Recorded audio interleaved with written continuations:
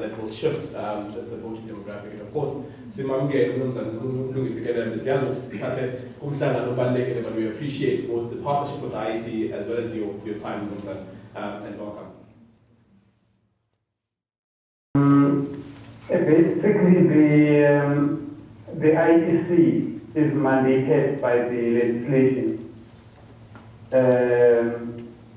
starting with the Constitution, to manage elections of national, provincial, and local spheres of government, and also to make sure that those elections are free and fair. And lastly, to declare the results of those elections within a period of not more than 7 days. So, from the date of the election until the 7th day, we must make sure that everything is ready and all the results of the elections are available. Now, one of the things to make sure, to ensure that the elections are free and fair and also credible, is the provision in the legislation for the accreditation of observers. So the Electoral Commission basically is mandated to accredit independent election observers. The majority of those observers come from the institutions such as non-governmental organizations, civil society organizations, and faith-based organizations.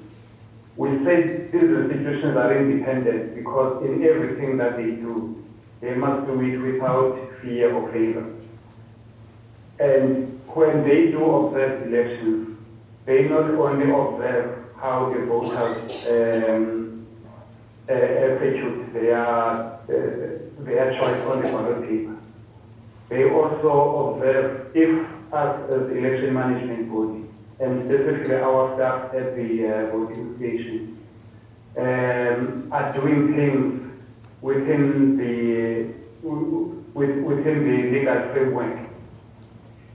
So the first thing that we do as the IEC is to make sure that we empower the observer so that they know what the legislation says about the particular election, and also we brief them on their role and responsibilities. One of the measures that we have taken recently, and in actual fact it's happening now as we speak, we invited all the election observers from the past elections, at least as far as I can remember, from the 2016 local government elections, 2019 national and provincial elections, 2021 local government elections, to a training event in Johannesburg, which is sponsored by the UNDP and is facilitated by ISA. So we are doing that in all provinces. So the one that's taking place this week is election observers that are from KZN, Gauteng, and the Western Cape. And then we have grouped the provinces into 3 so that we cover all 9 provinces. And I hope DDP is represented there. And I think I saw the name, if I'm not mistaken, in the list of participants. So that is the way of trying to empower on our side observers. Also, the legislation kind of gives us a little bit of a limitation in that if we expect the observers to be neutral, we cannot provide them with any aspect that could seem to be a benefit, because if somebody benefits from you, the likelihood is that when they report on you, they will do so with a little bit of favor. So hence we roped in the international organization like the UNDP to sponsor this training session. Now, this is the first phase of the training. The training will continue until we are ready for the 2024 elections. This one is quite important because there's new legislation that is coming up on the participation of independent candidates in a proportional representation system. So as soon as the legislation is passed, we will again invite observers to be part of the training so that they are all familiar of the legislation. I'm mentioning this because to be able to observe an election, you must know exactly the basis of the legislation for that election. So that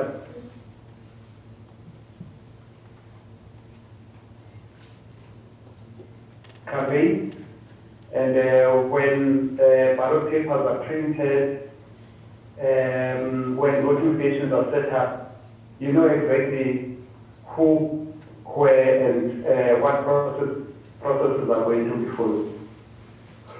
Now, this legislation that is coming up was not only did not only originate from political parties, or did not only originate from the challenges that we've had by interested parties in the electoral court. It's always been mentioned in the reports of observers. So, once observers have been empowered, deployed to voting stations, and they have actually observed the voting process, we expect reports from them. Those reports are very important to us because they help us, they guide us on how to improve our system going forward. One of those is, for instance, one of those outcomes of the report coming from observers is assisting us right now in assisting the Parliament in coming up with the new legislation that I've just mentioned. That is the participation of independent candidates in the national and provincial elections. So we use those reports to improve first our system as the institution. We use those reports to improve our legislation so that it meets the changing needs of the voters, and it also assists in ensuring that going forward, the credibility of our elections is maintained and sustained. I know DDP has given us, is one of the institutions that has given us excellent reports, and we really appreciate their input.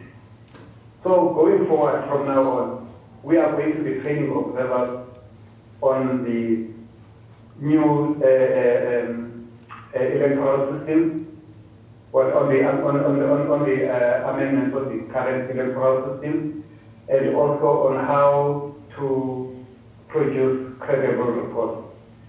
That training will be ongoing until shortly before the elections in 2024. I would like to end there and take any questions that colleagues might want to ask. Thank you very much. Thank you very much, Mr. Kanyambe.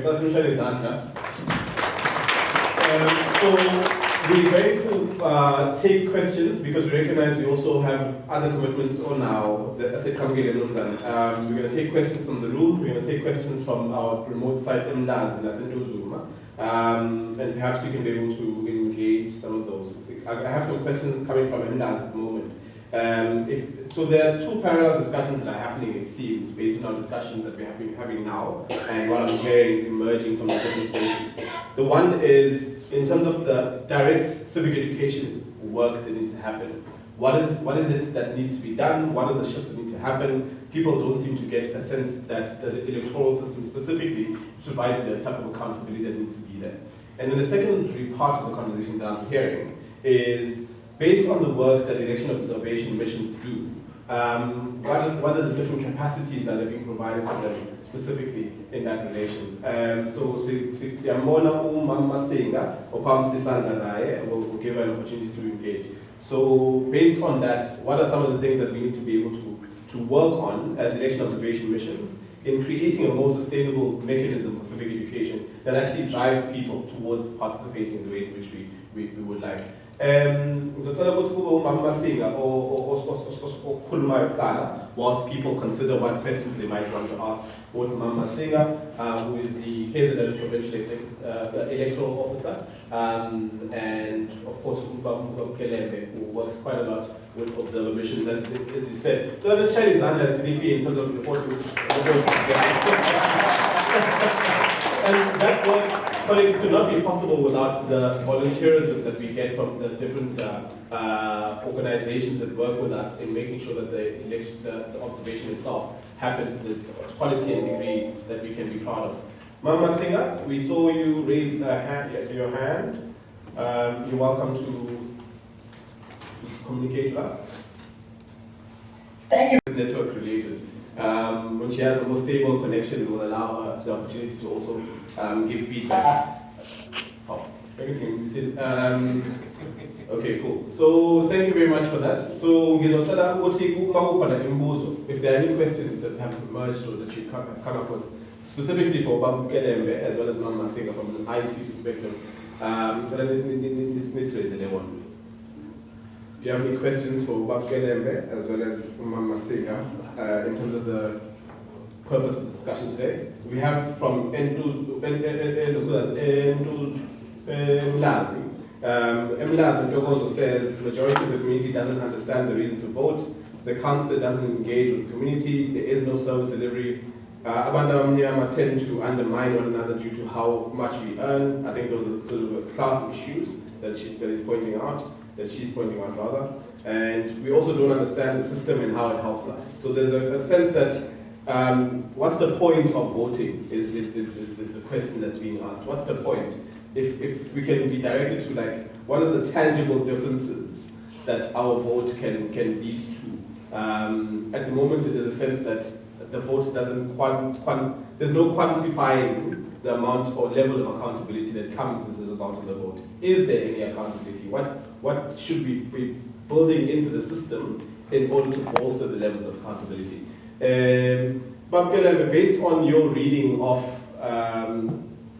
the reports by observer missions, what are some of the key main insights that has been asked by observers specifically from the IEC's perspective to improve? We know that there's a genuinely cordial relationship between the observer missions as well as the IEC, but there are also some really important and integral things that the observer missions themselves have asked of the IEC to try and improve in terms of the work that's being done. Specifically, if you look at what happened last year with the VMDs,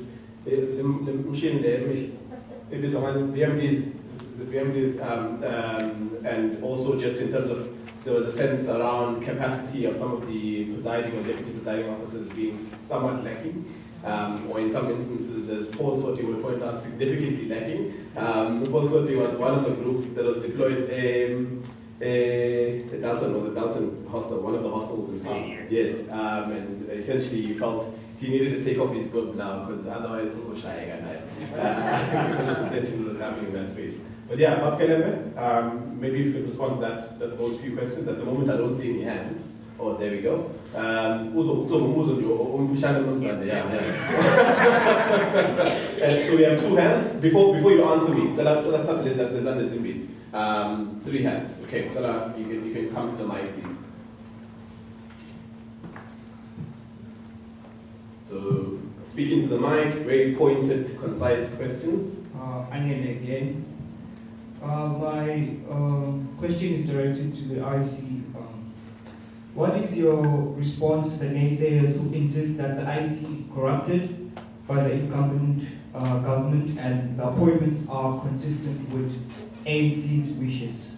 How would you take them into your confidence? Thank you. Take us into your confidence leadership. These are constant questions that get asked. Also the appointments of teachers, because you know the assumption from people is that teachers belong to SATU. SATU is part of the bigger, broader trade union movement, and therefore they are also part of the tripartite alliance. So therefore, the likelihood of supporting the incumbent is also quite high. Of course, it was just part of the discussions that we had. So as well. Next question. Ngizalubukana guys, mama ikwami. Ngiyadlala. Ngicela sishele izandla kumama Mbusi. Good morning, everybody. My name is Mrs. Ndombela. My question is about, I heard that the IEC have some workshop for the observers. So I'm just checking, IEC got a workshop or continuing workshop for the political parties? Okay. So does the IEC do ongoing capacity building for political parties? I think that's also an interesting question. Specifically when we look at, India, political parties themselves conduct themselves. We spoke, sometimes they don't even know the legislation and how it applies to them. Of course, a third question and third and final question. My name is Mbongeni. I just wanted to know with regards to the election observers, who are they, how are they appointed, where do they come from? Thank you. Also, Mama Singer can let us know if line has improved. Apami Sandra, she let us know. But then we can respond to some of the questions that have been asked so far.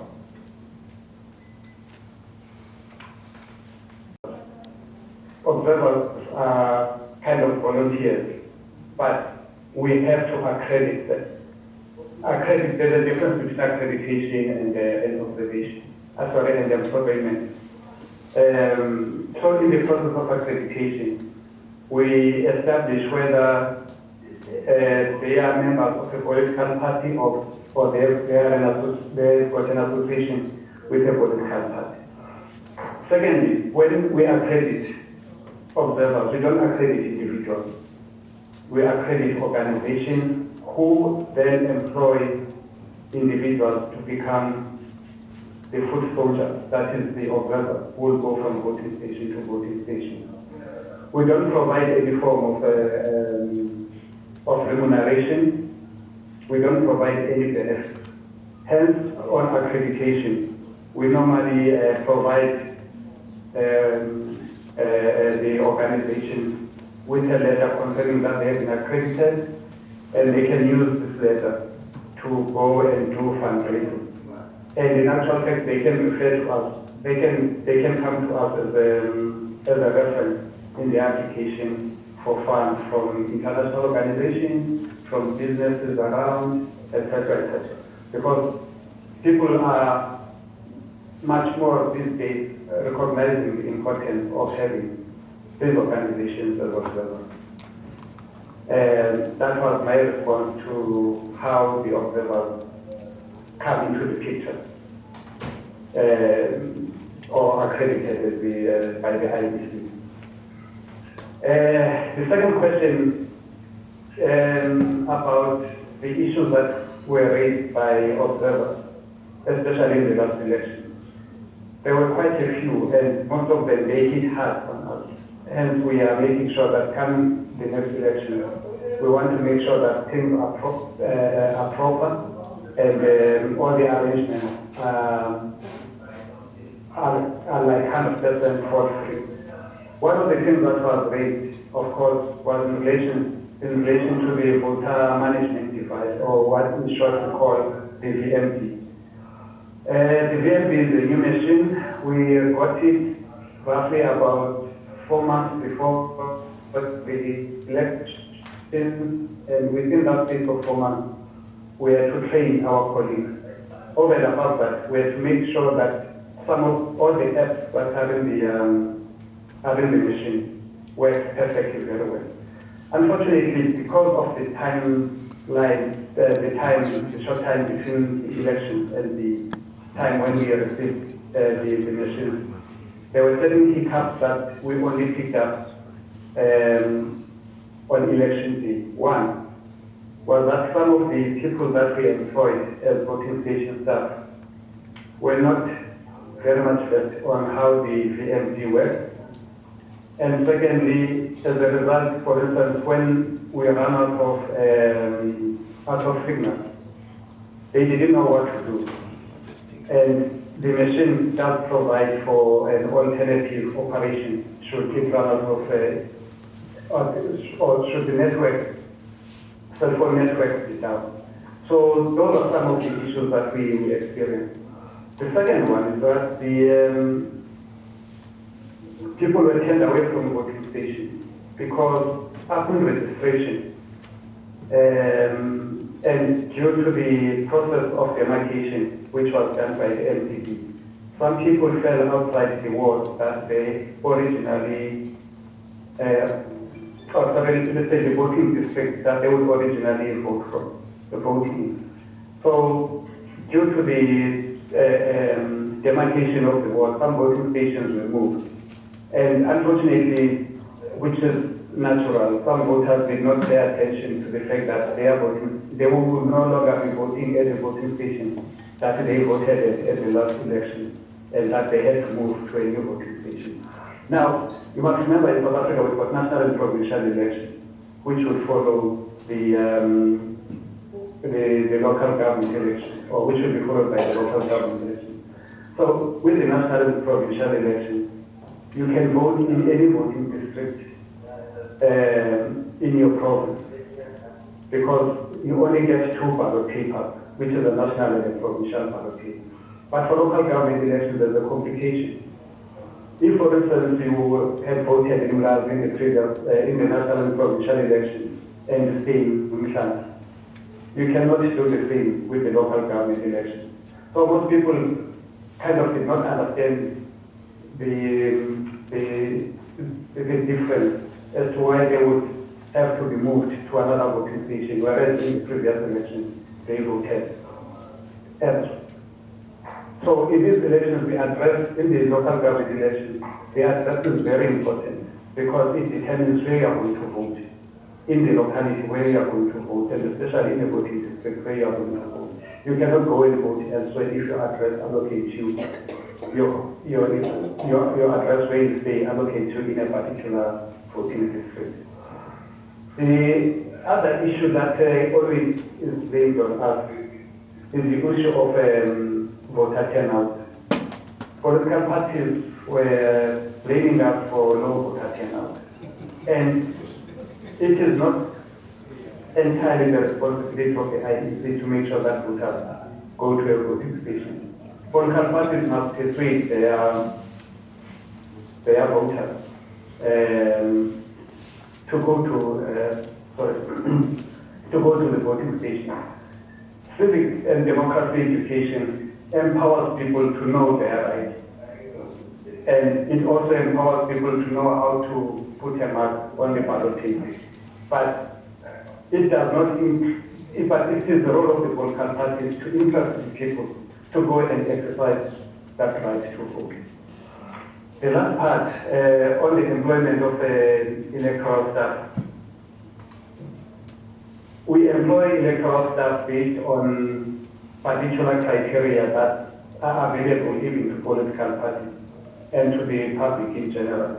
So we don't look at membership of a political party when we do that. In as far as the employment of teachers is concerned, we have had that discussion many times, and I think it's basically inevitable because even the staff who are not teachers but we employ, they belong to a political party. We don't ask which political party they belong to. Similarly with the teachers, we know that most of them, but not all of them, might be members of a union that is affiliated to a particular political party. But also at the same time, when we met with all the political parties about the subject, one of the political parties said, like the IFP, was telling us that some of their own members who are teachers are members of FAST, but as a trade union, but as a political party they are members of the IFP. So there are those complications. But since the debate started, we have reduced the number of teachers who are in our voting station staff to about, my colleagues will correct me, I think about 22%. The rest of the voting station staff are not members of the teaching fraternity. I hope I've answered all the questions. But there's just the one on the type of capacity building, if any, that IEC might be providing to the political parties. Oh, yes. Political parties that are represented at local level, in the provincial legislatures and the national legislatures, they belong to what is called a political liaison committee. Those political liaison committees meet. Let me start here. Political liaison committee is a structure that is established by the IEC to liaise with political parties that are represented at all the levels that I've mentioned. So we have regular meetings. The purpose of those meetings is to update political parties on all the issues that are affecting the IEC as an organization, issues that affect political parties as political parties, and issues that affect political parties in the legislative framework. So for each and every development that's happening in the country with respect to political parties, the IEC and relevant legislation, especially legislation on elections, we do update political parties. In the most of the issues that we address with the observers are the same issues that we address with political parties. Closer to the election, we are running training for party agents. Most of the information that is shared with the party agents is also shared with the observers, so that when all of them are at a voting station, they observe it. They observe similar information in as far as what should be happening at the voting station. So we do have those capacity development programs at all levels, all spheres of government in the country for political parties. Thank you very much for your time and for the opportunity to engage you. We will now release you to continue with your other meetings. Thank you very much, Sebo. Thank you very much for this opportunity. I appreciate it. Thank you. And all the best for the rest of the meeting. Thank you. I see Shailesh and the IEC. I think one of you are still online with us. So in the instance that we have any other questions, she'll be able to engage us on those perspectives. So now we are at a juncture that we bring in our other civil society partners. We are joined in this specific environment by Prof. Anton Harbour. Prof. Anton Harbour is from the Center Campaign for Freedom of Expression, for Free Expression rather. And we want to be able to hear from Prof. Based on his understanding of the work that has to be done in relation to civic education. What value does he assign what value does he assign to the right to freedom of expression, and how we can be able to work with it in order to be able to ensure that civic education runs meaningfully. Prof runs two non-profit organizations, which is the Campaign for Free Expression, as well as the Henry Newman Foundation, which supports investigative reporting. He holds the Caxton Chair of Journalism at Wits University as an adjunct professor, and is chair of Africa Check and a board member of the Global Investigative Journalism Network. We also have a colleague from Africa Check in the room, so I think it's important that we also, I think when we talk about the type of communication that we have in relation to campaigns, for instance, in relation to the type of rhetoric that we see on social media, institutions such as Africa Check are vital. That when we talk about freedom of expression, that there are checks and balances in place to show that the type of expression that we put out into the space is one that is justified by some legitimate fact. Prof, welcome. We look forward to hearing from you. Welcome, Professor.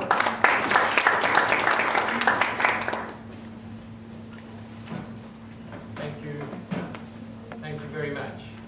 Can you hear me? Thank you very much. It's a great pleasure to be here, great pleasure to come back to the city in which I grew up, Durban. And It's a great honor to follow the real prof. He's a real prof. I'm an adjunct.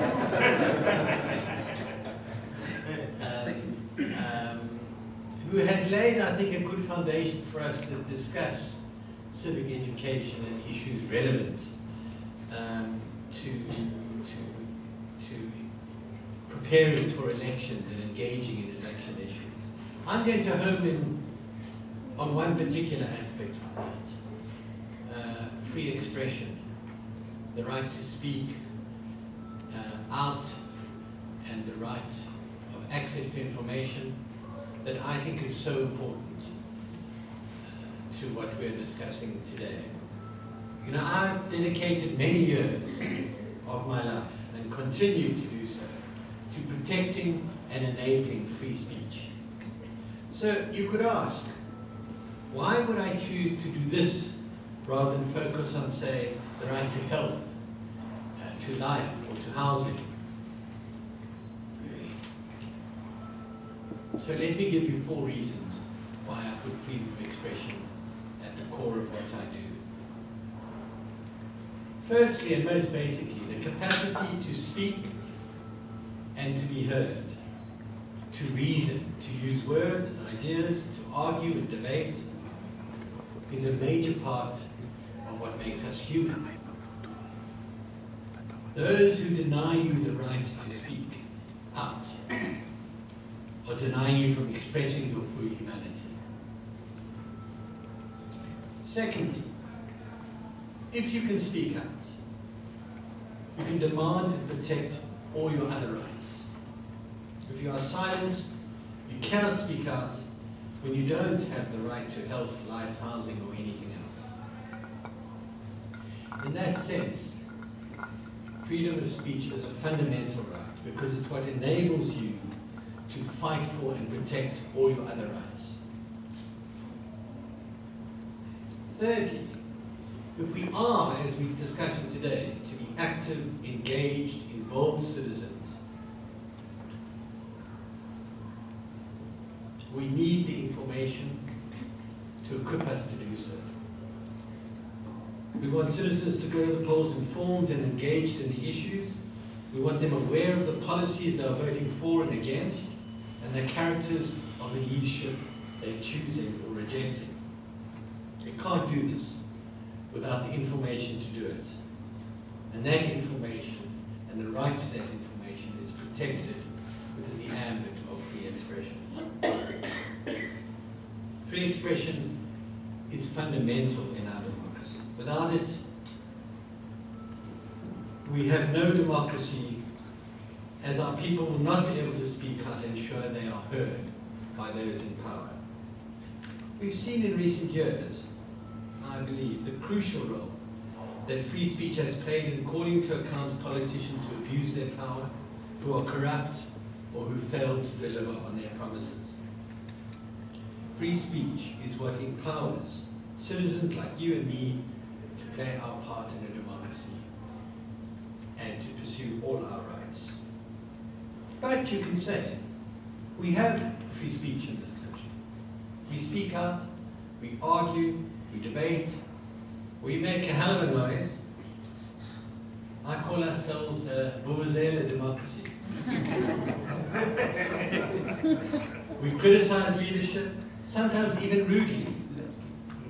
We have no problem speaking out. Nobody is going to jail or being arrested for it.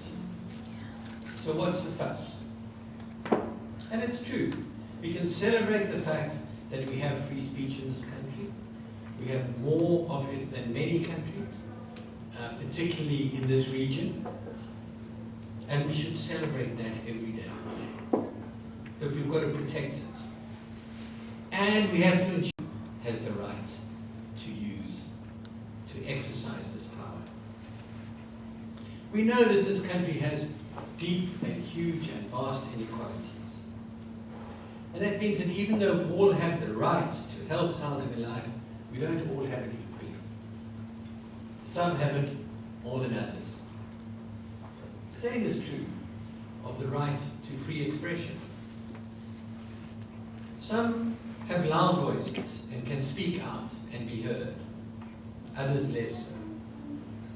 Some have access to our media, or to make representations in Parliament, or to go to court to be heard, or to tackle politicians at every level. Others less so. And this distorts and impoverishes our democracy. Means that many people feel they cannot be heard unless they take to the streets and burn something. Many whose voices, views, and opinions and interests are marginalized.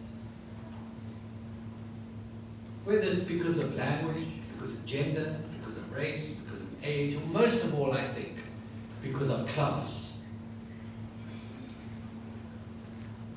We know that rich people can hire public relations experts, corporates can do it, and lawyers and spokespeople, while most ordinary citizens don't have any access to these tools of communication. And that is why we have to work hard to enable everyone to exercise their free speech in order to access and protect and exercise their other rights. I think we know that part of the problem lies in our media, or the gaps in our media. Overwhelmingly, our media amplifies some voices over others. Urban over rural, English and Afrikaans over many other languages, and this distorts our debate and our democracy.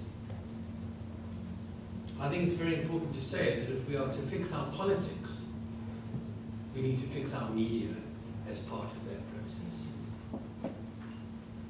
We need to understand the impact that social media has had on democracy around the world. Positive and negative, because it is important and valuable to understand both. Positive, the positive effects of social media, is that it allows for a lot more voices to be heard. It makes it a lot easier to jump into the political arena. And there are much fewer gatekeepers to stop you from doing that. It's negative in that social media often favors the most aggressive, the most divisive voices. It allows for much greater disinformation. And it reduces our political debate often to short, often abusive interchanges. I think we have to say, when we're talking about our media, that we are blessed in this country with some of the best investigative journalists in the world. I sit on the global network of investigative journalists, and I can tell you, it is recognized that in South Africa, we have a disproportionate amount of some of the best. Brave, independent, not all of them, but many of them, thorough, highly skilled, and the skills of investigative journalism these days are many and deep and rich.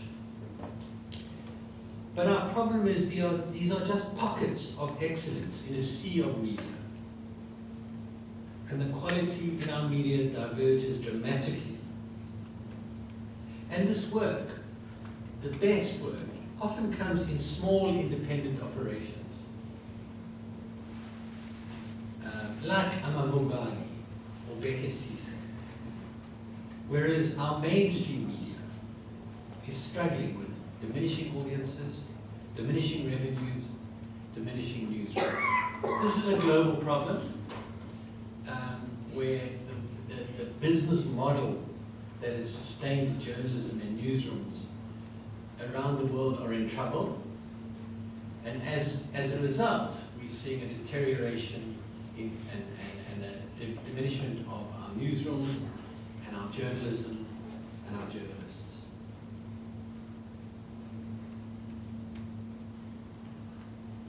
The other major challenge is that even as we have great freedom of speech, we have to protect it, or we will lose it. we've seen again and again that when a government wishes to avoid losing power, when it wants to stop listening to its people, first thing they do is to take action to stop free speech and stop the flow of information. Saw that under apartheid.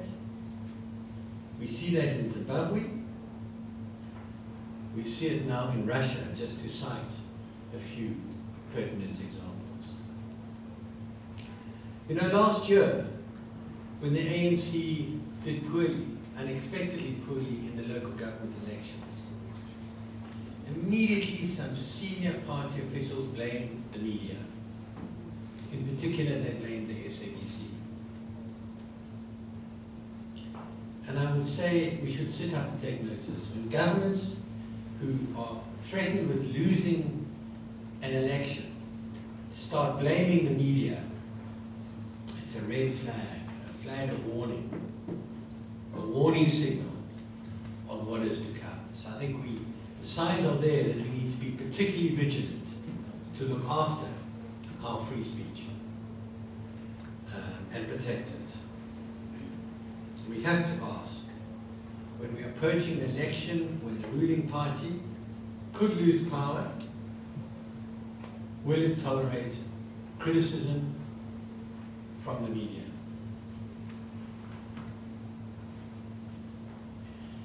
And in defending free speech, there's two big issues that I think we need to confront, deal with, talk about, be aware of. The first is, do we allow any speech at all? When we say free speech, are you free to say what you like? Even racist? The answer, of course, is an emphatic no. We don't tolerate speech that threatens violence or racism or other kinds of hate speech.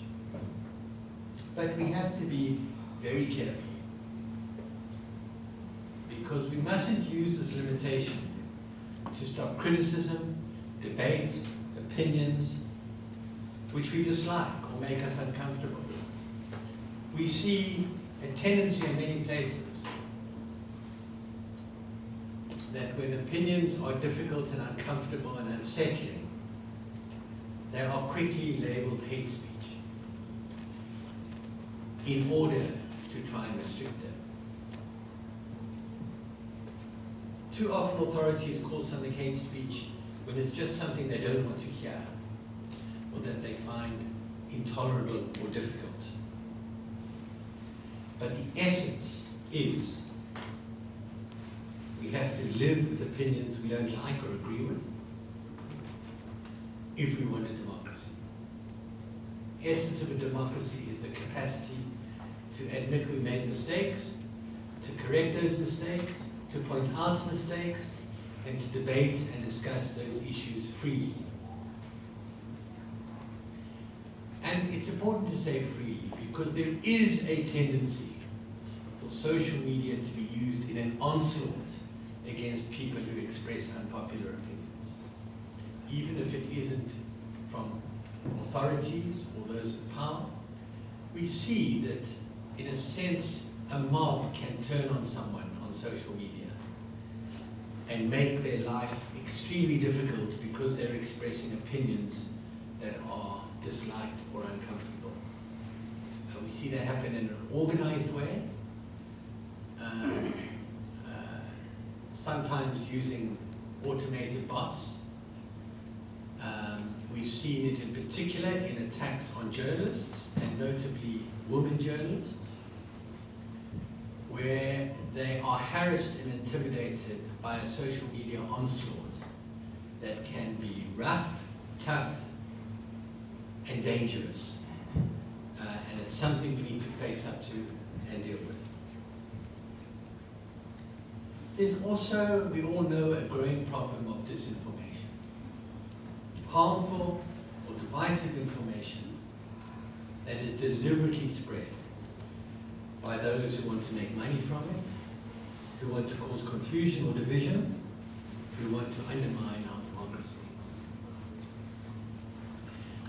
Let me say, disinformation has always existed. It's not something new. The difference now is that on social media, it can spread much wider, much faster, much easier, and cause much more harm. Because social media doesn't have gatekeepers. Information used to flow through editors, for example, that were gatekeepers, that a primary part of their job was to sift what was true from what was untrue, to do the job of verification for society. That came with its difficulties and complications, but now we just don't have those sorts of gatekeepers very often. We must not underestimate the danger of disinformation. We're seeing in many places it could cause major division and disruption. It is extraordinary that as many as 40% of Americans can believe, despite there being no evidence, that their election was wrongly won by Biden, that the election was stolen by Biden. There isn't an iota. Every bit of claim has been disproved in court again and again and again. There is no evidence to back it up. But many Americans believe it, and we have to ask, how can that happen in a country that has so much media, that is so saturated with media, that there could be so many people who live in such a bubble that they believe that and many others. I mean, that's one example where it's causing a huge disruption to the democratic process. But I think we see in health the real dangers of disinformation. When disinformation spreads around health issues, whether it's vaccines or any other aspect, then it kills people. People can die as a result of disinformation around these issues about what they should or shouldn't be doing to deal with health threats and problems and issues. We need to be vigilant. We need to expose and counter disinformation. Most of all, we need to ensure, as part of the civic education process, that citizens are equipped to identify and counter disinformation. The best way to deal with disinformation has two elements: good, reliable, trustworthy information. We need to spread information that people can trust and they know is truthful and verified, to overcome the disinformation that's out there, to counter and supersede it. I think that points to how important it is to have trustworthy media, to ensure that journalists are able independently to do their job. And a critical part of journalists' job is to verify information, to say, you can trust this information because I'm a professional journalist who does the checking and the double checking, and if I make a mistake, I tell you I make a mistake. But it's not information that comes from nowhere. I build a relationship of trust with you, whether I'm a journalist or an outlet or a television station. We have to look for the ways to rebuild that trust between media and journalists and the public, because it is so essential for the free flow of accurate and reliable information. And secondly, it's really essential, and sorry, let me emphasize that I think what that points to is the need to deal with the problems in our media, most of all to support independent media. Independent of interests that distort the truth, and media we can rely on and believe in and build relationships of trust with. And that requires some thought and care, because we know we have some outlets in this country that don't follow the rules of journalism, the rules of publication, the rules of trust. We all know the story of the couplets, the 10 babies that appeared and disappeared. Well, they didn't quite disappear. But there was something fundamentally wrong. Even if we accept that the story was a genuine mistake, and boy was it a bad mistake. So even if we accept that it was a mistake, that the proper checking wasn't done before it was published,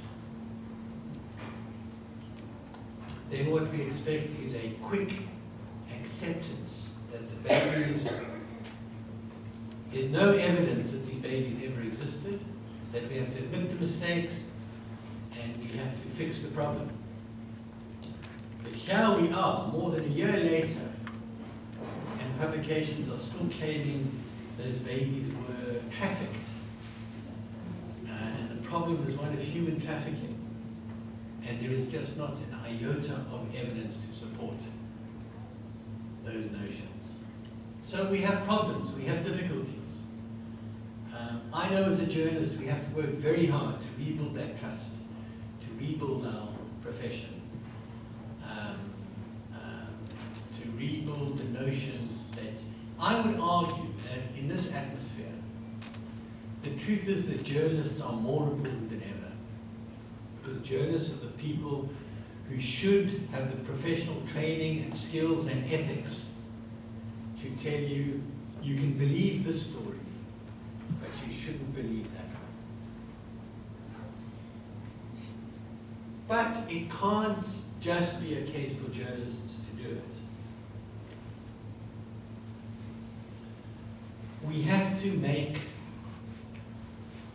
our citizens more media aware and more media literate, so that people know for themselves how to spot disinformation, how to check it, verify it, how to deal with it. I think it's an extremely important and growing part of the civic education process. Now, organizations like Africa Check, where I sit on the board, but other organizations like that, do quite a lot of that education. What are the warning signs that you should be careful of,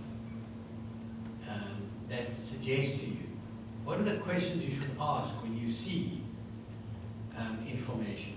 How can you yourself, as an individual, as an ordinary individual, verify or check the information? Where can you go? What you can do? How do you make sure you have the knowledge and the skills to do that? And let me tell you, if you have access to the internet, if you have a cell phone and access to the internet, one can do it. And so I would really emphasize the absolute need to give that knowledge and those skills to as many citizens as possible as the best way to counter the flood of disinformation. We need to be doing it in our homes, in our workplaces, in our schools, in our universities. We need to be equipping every citizen with the ability to take a critical view of all media, not just to be recipients of media, but to take a critical view of all media. So, I hope that I've conveyed why I think it's so important to give attention to free expression and some of the challenges and issues we face. We need to tackle gaps in our media. We need to tackle disinformation. We need to tackle information inequality. Thank you. You join the tables again. Can we give Prof another round of applause? So what we're going to do now is we're going to go back to our virtual My Vote Counts. Robin is the political party funding researcher at My Vote Counts. Her focus is on understanding the dynamic between money and politics. Her research focuses specifically also on funding models that can be introduced, or rather on ways in which new and better funding models can be introduced in order to curb private influence and encourage deeper citizen participation beyond the ballot. So, Robin will, I don't see her at the moment, but yeah, I think Campus in network. Okay, so the Angela, Oba sayifundela lento yokufacilitator, ngicela ukuthi kusebenze nini. Mina ngikhathele okwamanje. I thought we were being so what I'm going to ask is we go back again, have a brief discussion based on what Robin is back. Robin, I think she's still connecting to audio. So Robin's going to provide us with a presentation based on the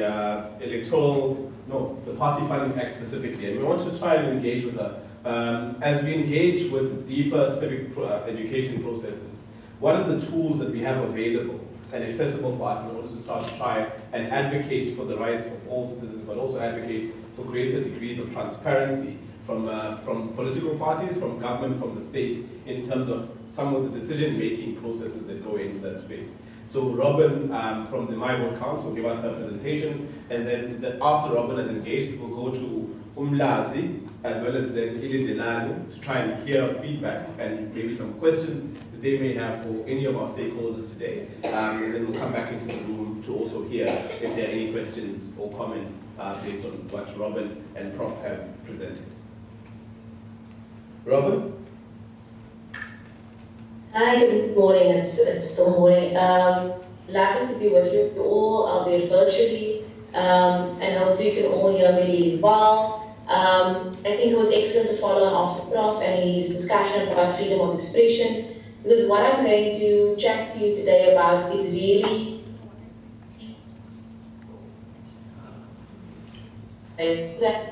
using the example political party, let's call it, repeat for the duration of my discussion. It's quite a long title. And really, how is this possibly a tool for advocacy and civic education? So if you will allow me, I'm going to share my screen, because I've got a very short PowerPoint presentation for you.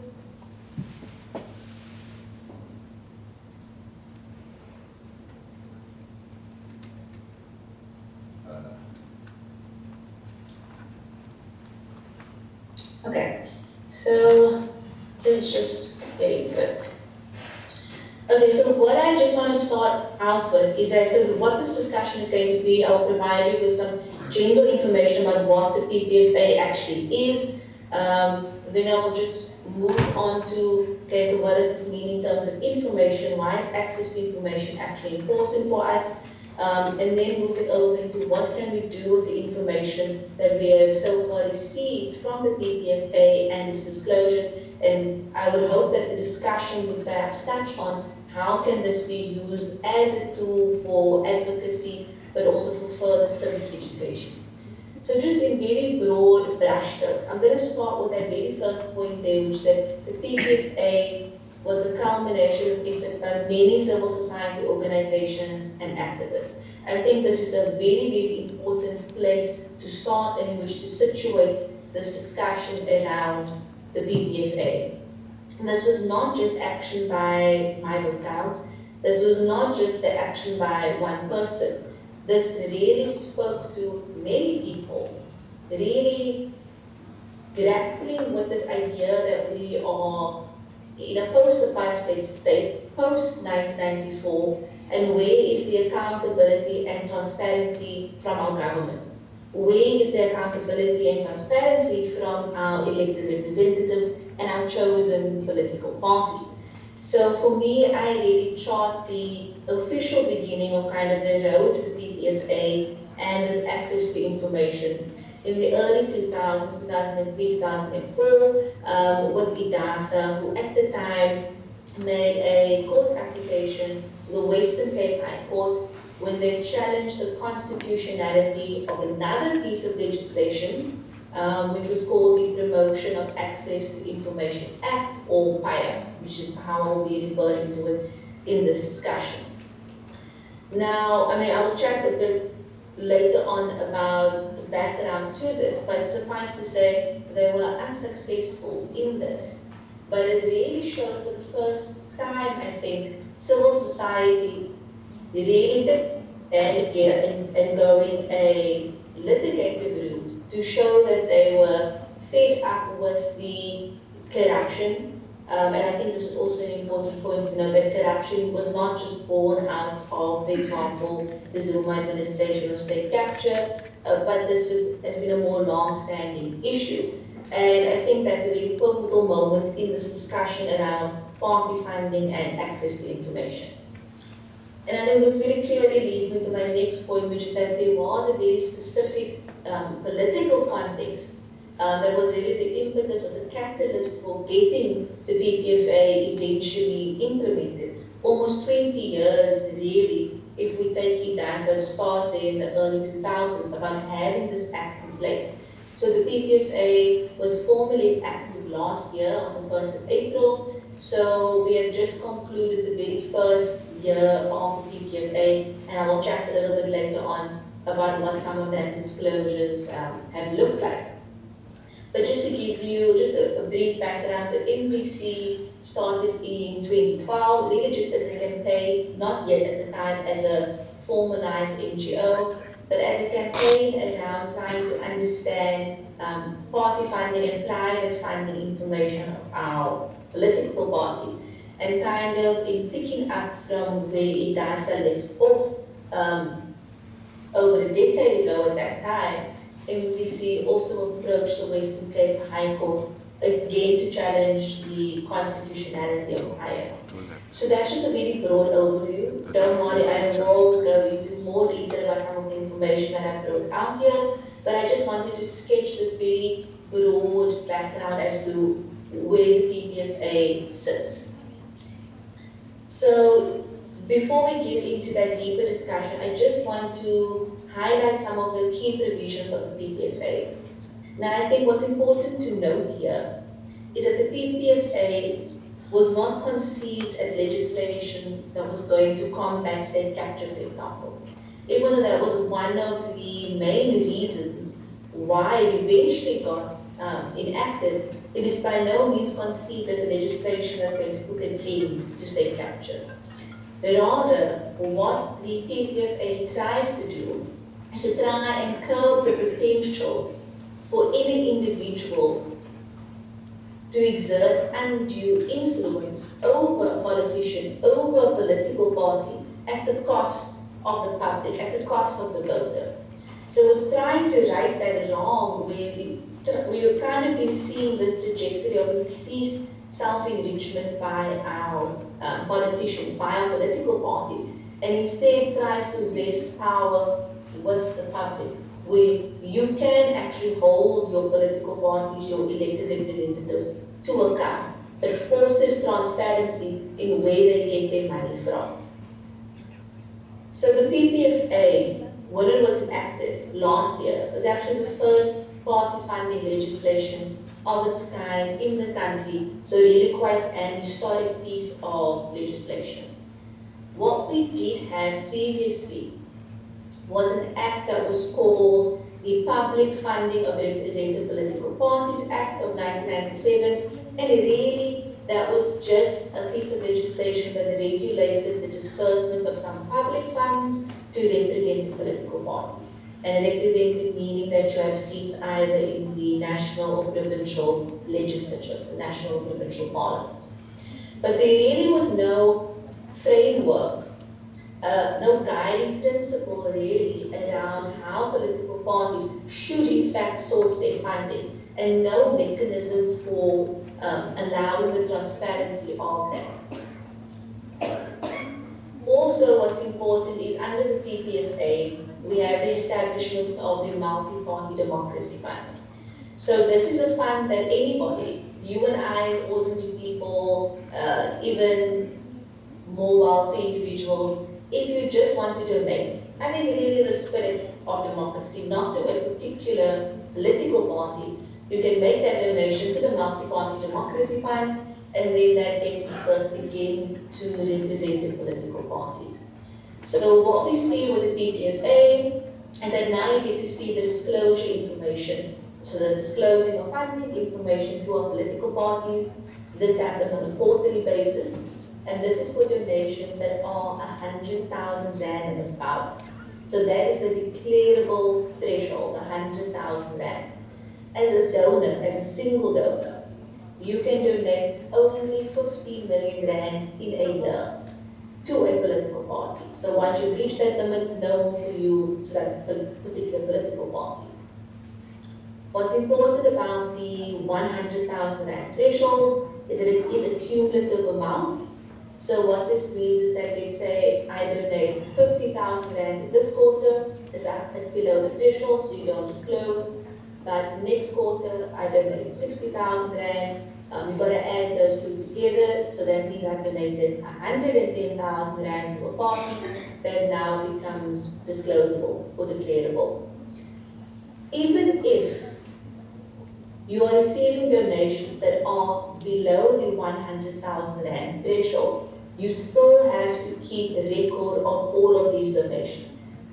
We may not see it in these quarterly disclosures, but you as the political party still need to keep a record of this.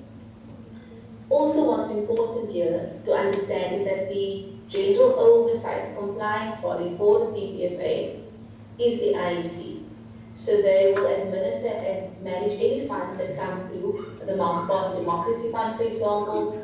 They are the ones that will publish these quarterly disclosures. So very important role being assigned to the IEC.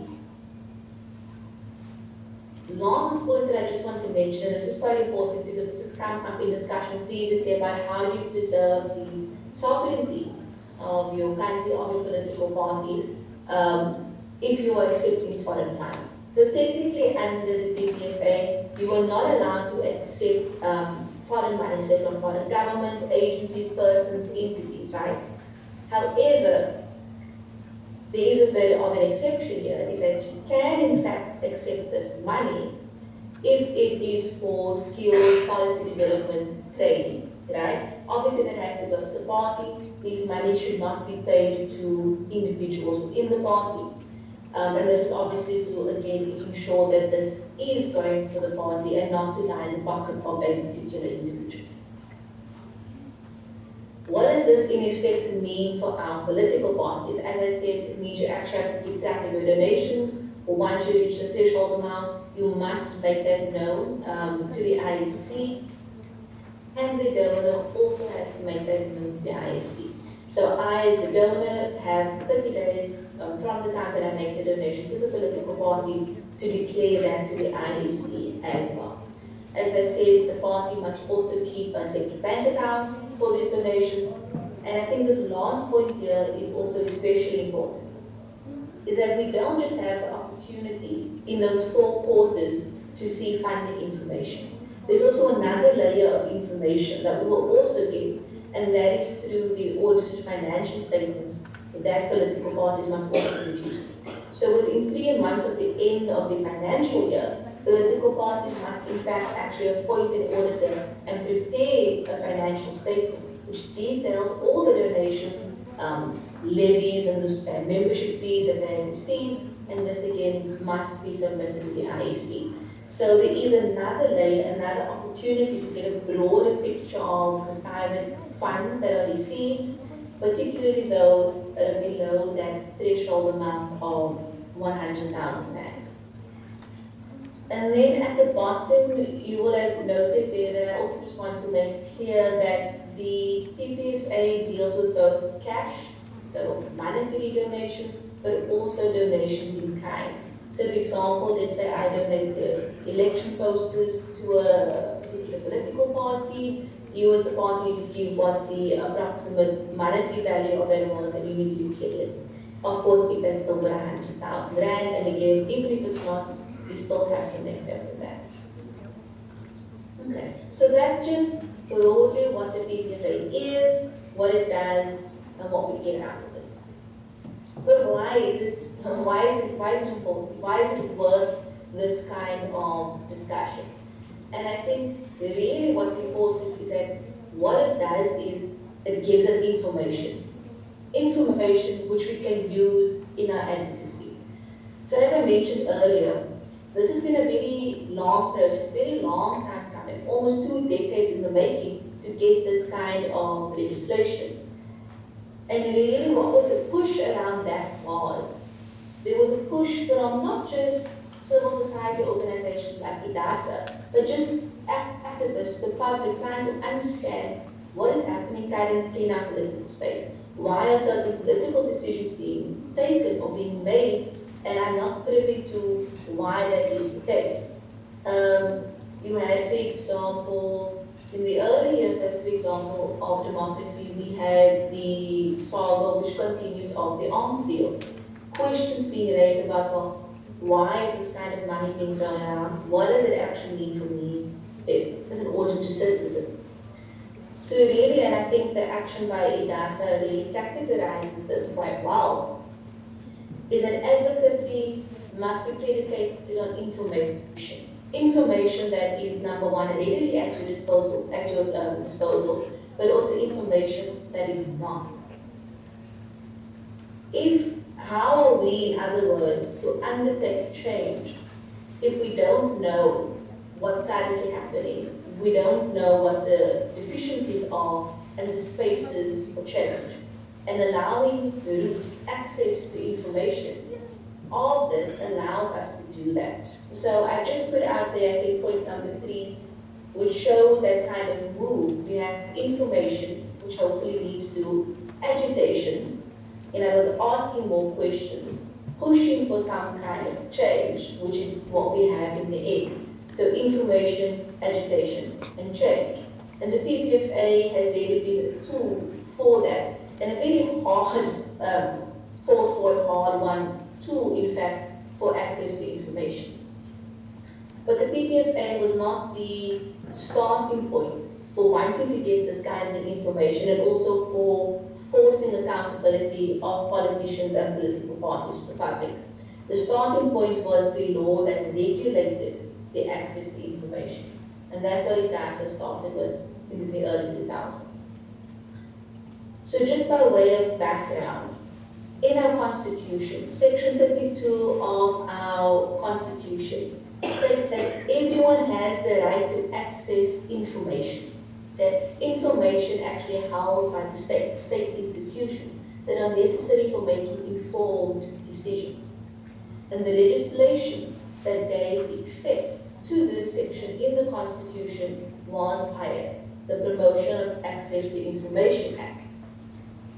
And it was through PIA that organizations like IDASA actually wanted to use this as an avenue to challenge authority and power where they felt they were not getting any information, where they felt that things were secret, a little bit shady. So if we take the example of IDASA, what they had actually done was they had submitted a PIA request. In other words, they were writing out a PIA application asking for information of private funding donors from political parties, from the 4 major political parties at the time. Every single one of those political parties denied the request. In other words, they were saying that doesn't matter that you elected me, doesn't matter that I am your opposition party, official opposition, your governing party, you don't have the right to ask me who funds me. And that was a big red flag. And that was the push behind IDASA going to the Western Cape High Court and saying, well, Section 32 says we have a right to access this information. We have a right to ask anything really that we think is pertinent to our informed decision making. And so, in other words, they were challenging the constitutionality of PIA. Now, as I said, ultimately they were unsuccessful in this. And I think it's just important to note at least one aspect of the judgment, just to give you an idea of why ultimately this application failed. So in the judgment, in the deliberations about this, the court had to answer the question of, can IDASA, can anybody else, you and I as ordinary people, can we actually use PIA to get this kind of information?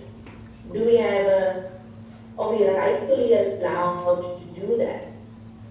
And then also, if that is the case, does that mean that the political party is a public body, a public institution, or is it a private body? Because that's very important.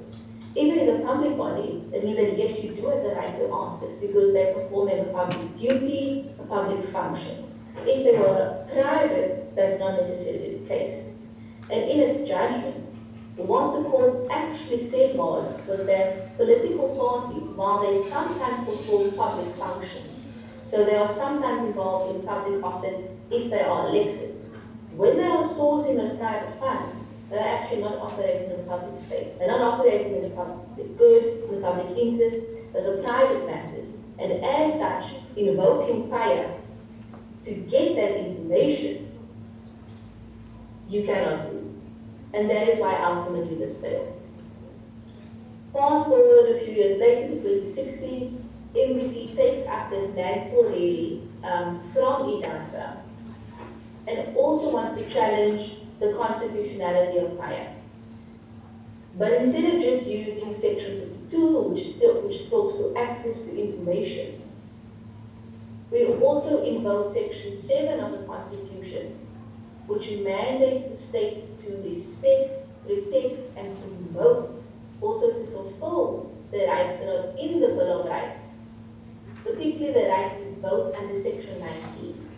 So our argument was that read all together, all those sections, what they are saying is there's a clear line between being able to access information, having the right to do so, and what that means for making an informed decision, particularly an informed political decision, and then being allowed the right to act in accordance with that, however you feel is necessary. And this ultimately did win. This was a big win for us. And in its upholding of this ruling by the Western Cape High Court, the Crown Court very emphatically said there is a link between informed decision making and access to information. And I think this is how I want to couch the conversation around advocacy and civic education when we talk about the PPFA, because really it is a tool to see what our political parties are doing. It provides us that information. I think the question now is, what are we going to do with that information? How do we organize ourselves around this? Because ultimately, while it may not seem so interesting every quarter to see the disclosures that are being produced by the ISC, they provide us a window into questioning, well, if you've made this donation, why did you do it? If I later see my political party acting in a particular way, is that because of the money that you got? Does the money buy you favor? Does it edge me out of the process? This is really where I want to situate the PPFA. And I just want to make clear that what came out of the court action here was an amendment to FIRE. So it's now the FIRE Amendment Act. But this process was happening, as I said, in a particular political context. There was other agitation around, while this is all good and while we have access to information, but what about actually regulating this private funding?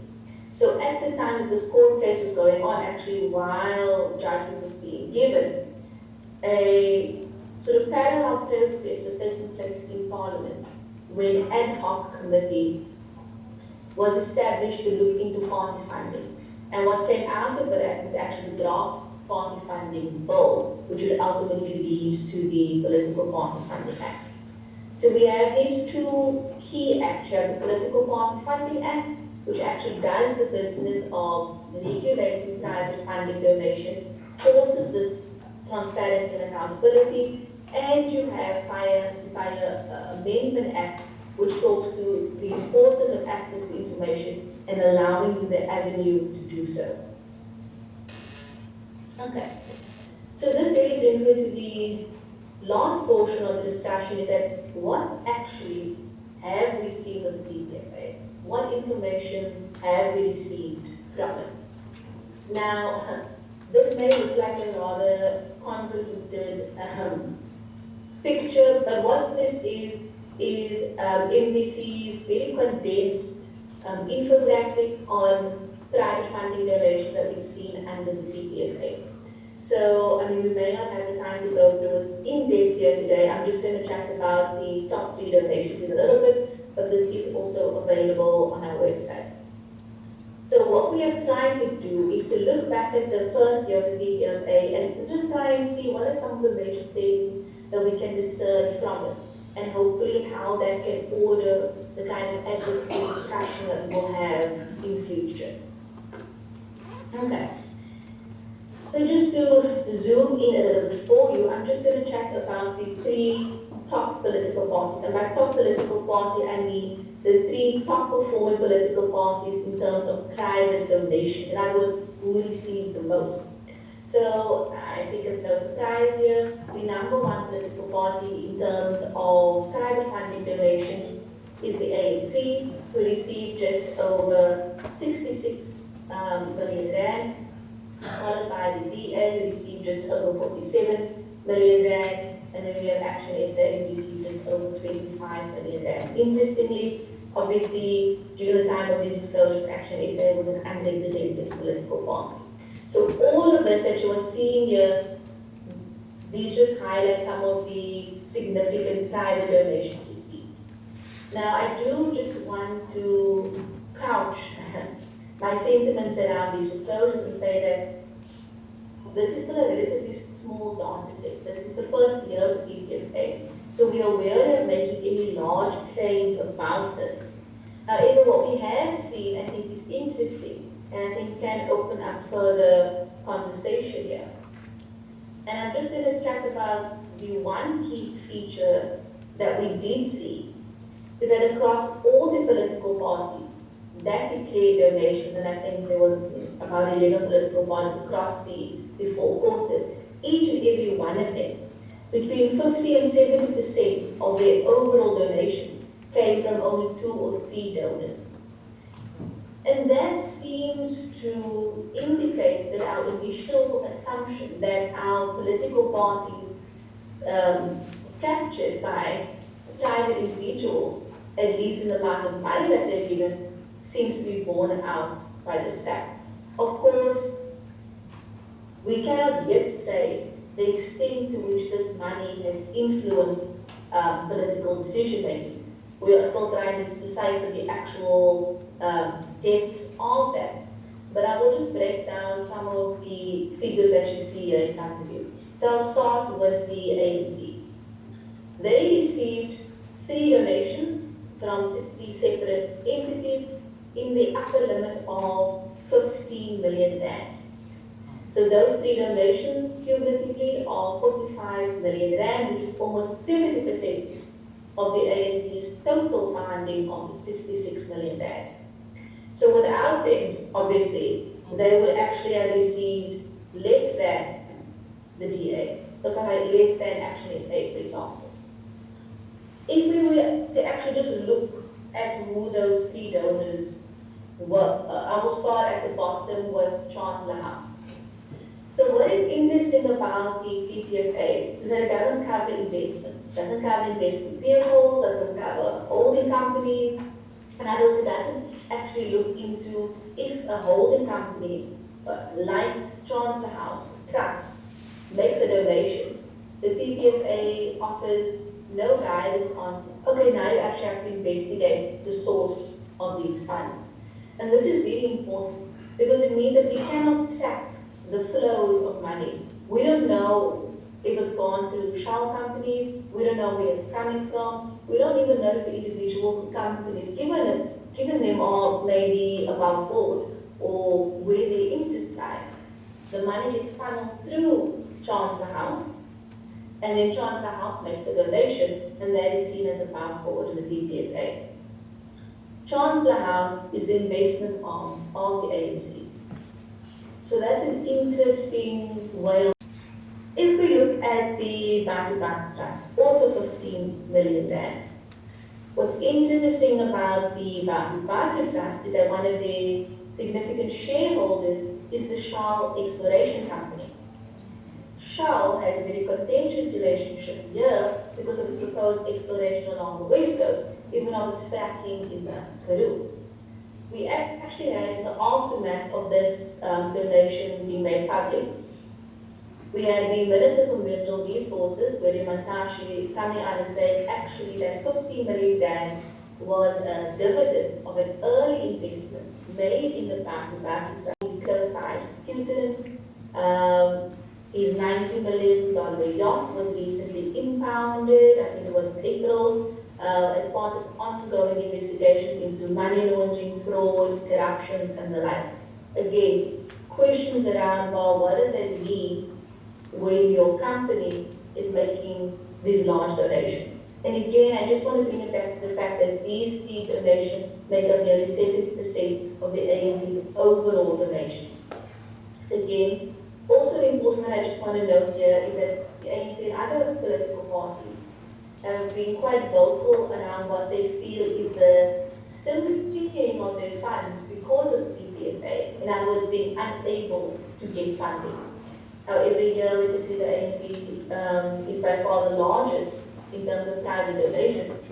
And they are in fact able to source quite large donations from apparently very powerful organizations or businesses. If we just hop over and we look at the DA, similar story here. Two major donors to the DA, Israeli businessman Martin Moshal, Israeli South African businessman Martin Moshal, donating the upper limit of 15 million rand. And then we have Mary Oppenheimer Slack at the bottom, donating 15 million rand. Also, so together 50 million rand again, making up the largest share of the overall donations. I'm just going to quickly go across to the other side because I do just want to chat about Action SA, because this is quite important here. If you look at the bottom in red, you'll see there are 3 donations there. One from Victoria Friedenheim, one from Jessica Slack-Giles, and one from Rebecca Oppenheimer. These women are the granddaughters and daughters in the Oppenheimer family. Jessica Slack-Giles is in fact Mary Oppenheimer Slack's daughter. Each one of those women donated 3.3 million rand each to Action SA. The PPFA does not cover interrelated donations. So in other words, we could assume that Mary Oppenheimer Slack, the Oppenheimer granddaughters and daughters here, are getting their funds from the same source, the same family source of wealth, the Oppenheimers. But their donations are each counted as individual donations to the party, not as being part of a whole. So these are all discounted from one another. But if we just tally this, we've got Mary Oppenheimer Slack's 50 million rand to the DA, and we've got nearly 10 million rand from these 3 women here to Action SA. In total, almost 25 million rand, way above the upper limit of 15 million rand. If we just go back to the DA, you'll see also highlighted in red, but a lot smaller, is a donation from Mickey Oppenheimer, Mary's brother. So in comparison to her millions, he only donated sort of a paltry 500,000 rand. But again, if they are brother and sister, and we assume that the money comes from the same source, from the same place, together that's 15.5 million rand, again above the threshold amount, and taken into account with the donations to Action SA, also large. So as a family, the Oppenheimers between these 2 political parties have given in excess of 25 million rand. It is a similar story for the other big donor to Action SA. So those 3 donations from the Oppenheimer ladies make up a significant portion of Action SA's total donation amount.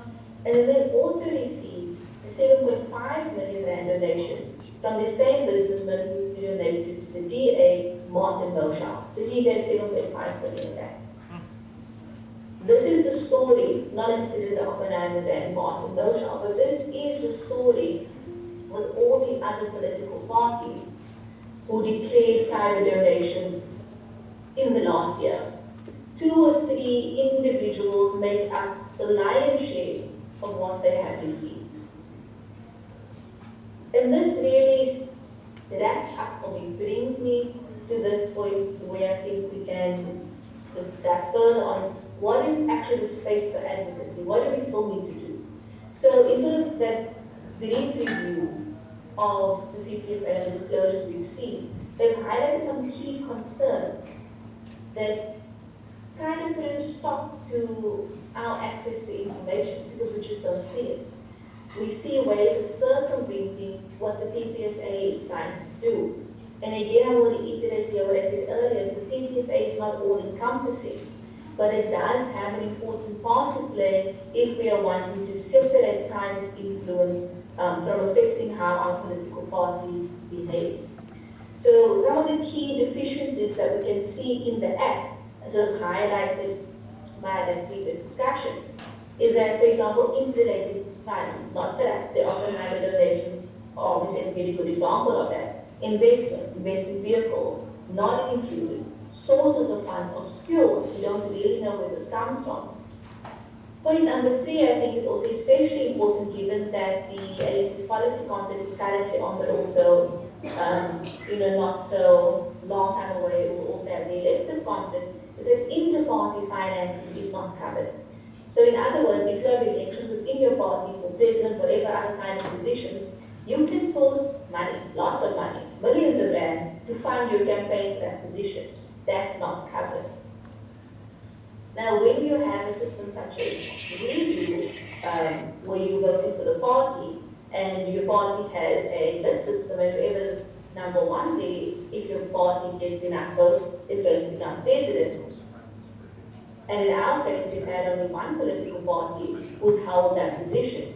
So, for example, if we were to take the ANC, if you were shelling out large sums of money for the presidential campaign of a particular candidate, what are you actually buying?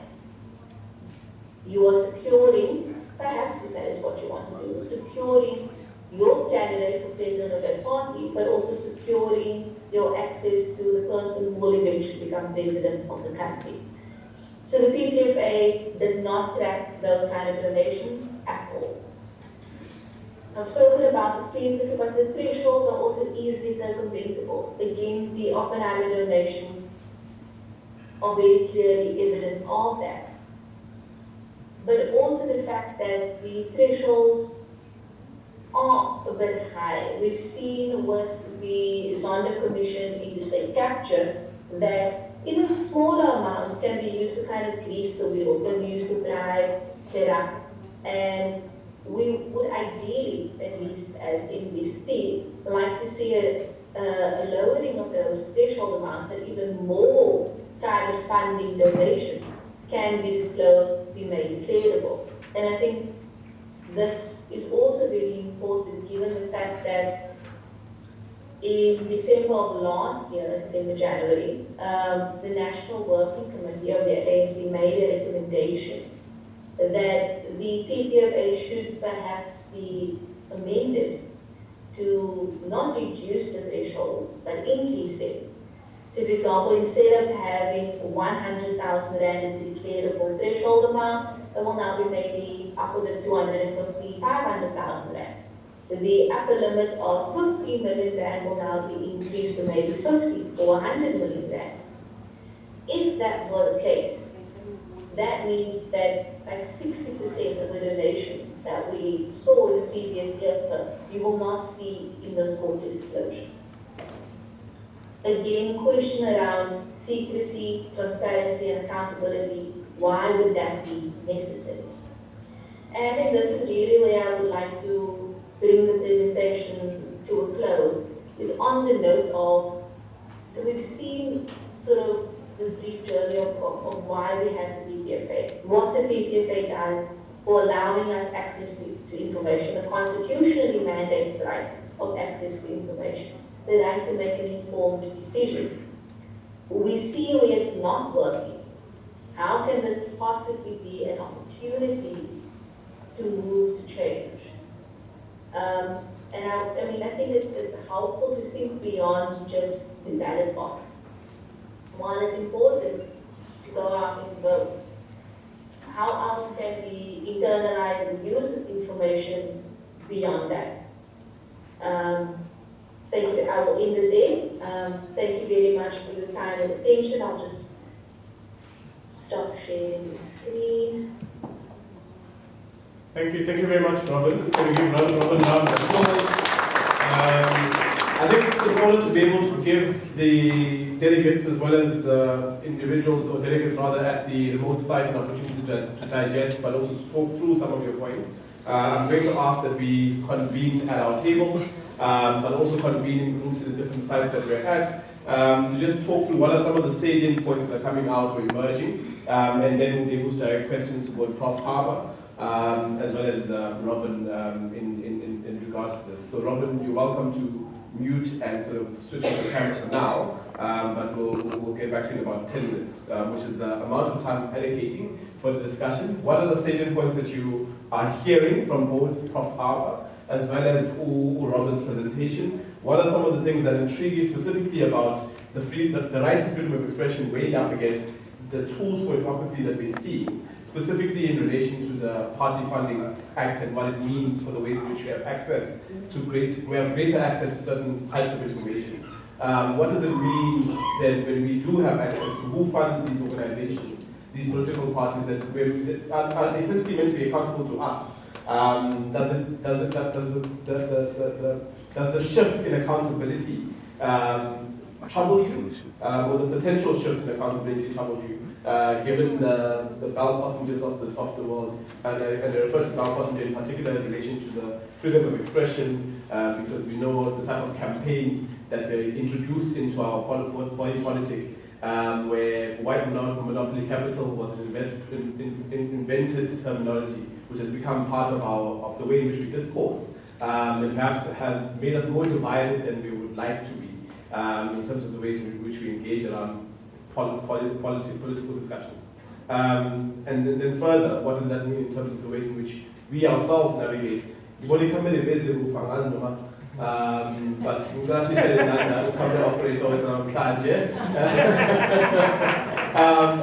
just on a lighter note. But yeah, so that's the discussion. I want to see discuss about that later, and we'll get back to some for people that I haven't heard from for the duration of the day, for 10 minutes. Yeah, 10 minutes for discussion, and then we'll come back after 10 minutes. Yeah, and then of course I'd like to ask who OMCZ as well as all wise men, because we'll start with the remote sites first before engaging here.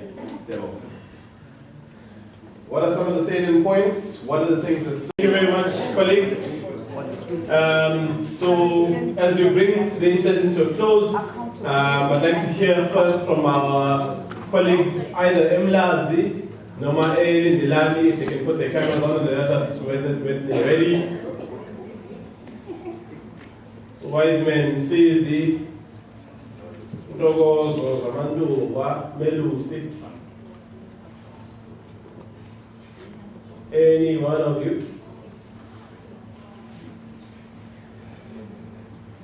What's the bad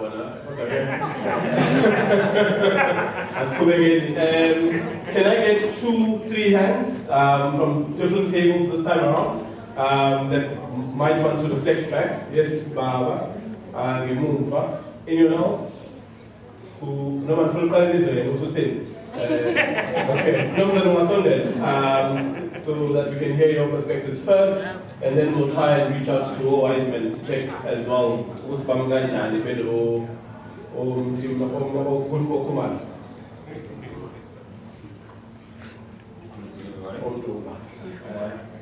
But the mic is not working. Well, this is Cyril Karanimatenjwa. I'm a freelancer. I write, photograph also. So I was just, as a presentation that you presented earlier, you brought some few crucial points, and I was looking at some of the statistics of your, that you presented in terms of the people who are actually behind the funding of some of these political parties. And one of the things that came into being while you showed some of the facts was that I only saw one prominent black man that was actually in the funding, if I'm not mistaken. His name was not actually indicated, but some of the organization that is affiliated with is Potresmo Tsepe. And besides that, nothing else that I can say is related to anything that looks like me. And now we're talking about a country that is with a lot of inequality. So with information and also eradicating inequality means we need to overhaul the system. Like in terms of do a revolutionary overhaul the whole system, the economic system. And if you're looking in terms of the funding, the majority of black people have not actually invested a lot of money in those political parties. So what this means, it actually means that in terms of getting what they want, it's unlikely that it can happen because of that main reason. 80%, as you indicated earlier, told this is basically white monopoly or capital. And then in terms of the media, because I just want to bring that point, because I also believe that education is mass media, in a sense, the books that we produce and the radio that we listen to. You'll find out that the media is not actually black dominated, the newspapers that we read. And so with that being said, that means the information that is for the majority is not being put to them. So we need to overhaul that also. And then in terms of, if you think about it, the Guptas at some point owned some certain magazines and also a channel, AN7. So there is this clashing, for instance, where the AC were told that they were supported by AN7. And now we've not really had a competitor from our perspective that could shift the media aspect towards black people. So we still have a narrative that's mostly white orientated. Now that needs to be overlooked. And again, education, I made that point. We're not being taught what it means to be a leader, construct a society, how to build a bond, how to build rapport, how to communicate. Because you must remember, the education itself system is based on competition, isolation. So if you know something, you keep it to yourself. You don't want to share with anybody else. So that alone has created greed within our system. I hope in some regards we can have a constructive argument in terms of, okay, how are we able to improve black people? Entrepreneurship, because it all lies together. Civil society organization. How much money are we putting in those society organizations? If we're able to inject so much cash into political parties, surely some of these prominent business people can also invest in civil society organization. Thank you. Thank you very much for your input. If I may just get a better understanding, so the one aspect that you want to try and engage further on is the individuals and the organizations that are donating financially to political parties seem to represent a particular worldview. They seem to represent a specific sector of society. And your sense is, based on that worldview / society / donation, the likelihood is even the political parties are likely to push their perspective or those people's interests more than who you deem as us black people in this instance. And then furthermore, we go on to talk about the media landscape and the ways in which it seems as though there's no directly opposing view to the mainstream sort of ENCA type media, which you feel also represents a specific segment of society, which is not necessarily represent the lived experiences of black people in particular. If you just give me a thumbs up if you move along. Like definitely, because yeah. You also reading between the lines, but the main objective is yeah. summing it up. Leadership. All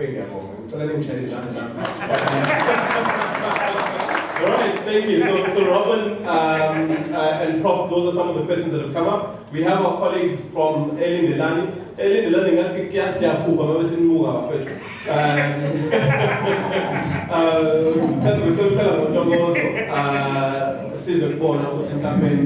What are some of the inputs that are coming out from that space, from the young and old people in that space? Papa mashisa ngathi yanga kanti ukuba afune intshelo angazi. Siyabonga kakhulu.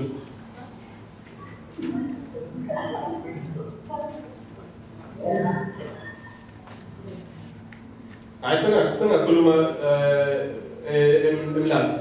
I mean, yeah, emlazi. Lokho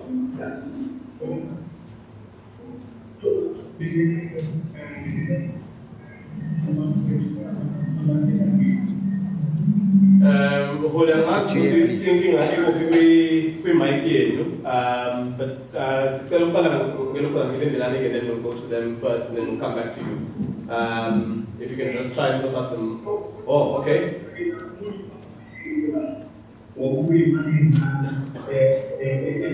Political parties, why only making decision management. If you have a presentation, over years, nobody is doing that. Political parties.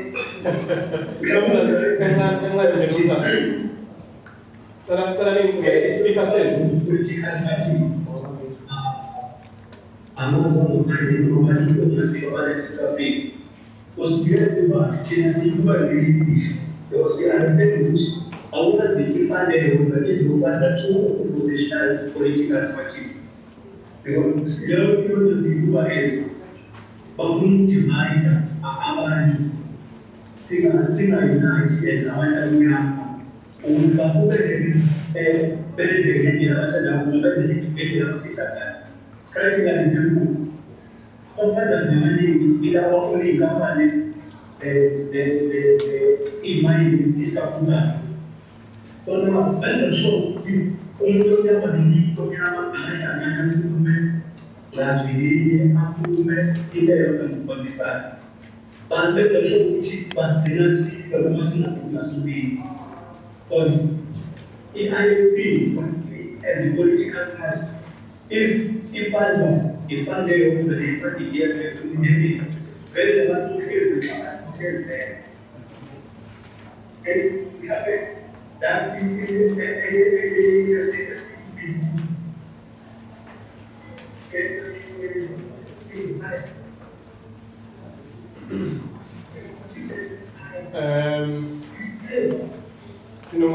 sinongalizwa kahle nomhlanje angazi noma isinyawo imali.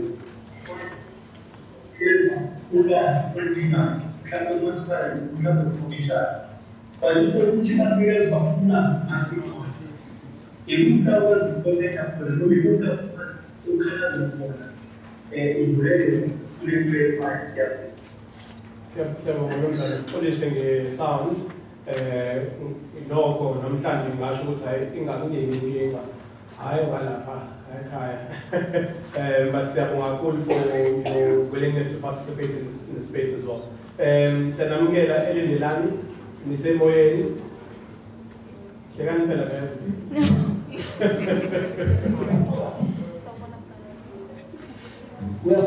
Ngiyathola mfundisi kodwa manje ngishilo ukuthi ngathi siyaphupha ngathi sisezulwini but of course ngiyabona ukuthi vele sisezulwini. No, that's the moment of Jumane. Guys, please.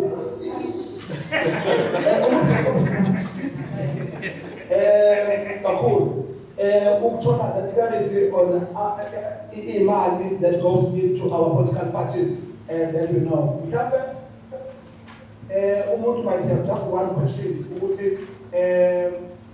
Is there a way that can be done to combat all these political parties? Some of the funds that goes into their accounts are being used in developing impact, assisting with development impact in a way, even though the political party has not win elections or be having as one councillor or somehow, but as the fact that some people voted for them, it's said that Baba Temba in a way can this so much money is it's projector be used in a way to assist and that among opposite parties, impacting and opportunities.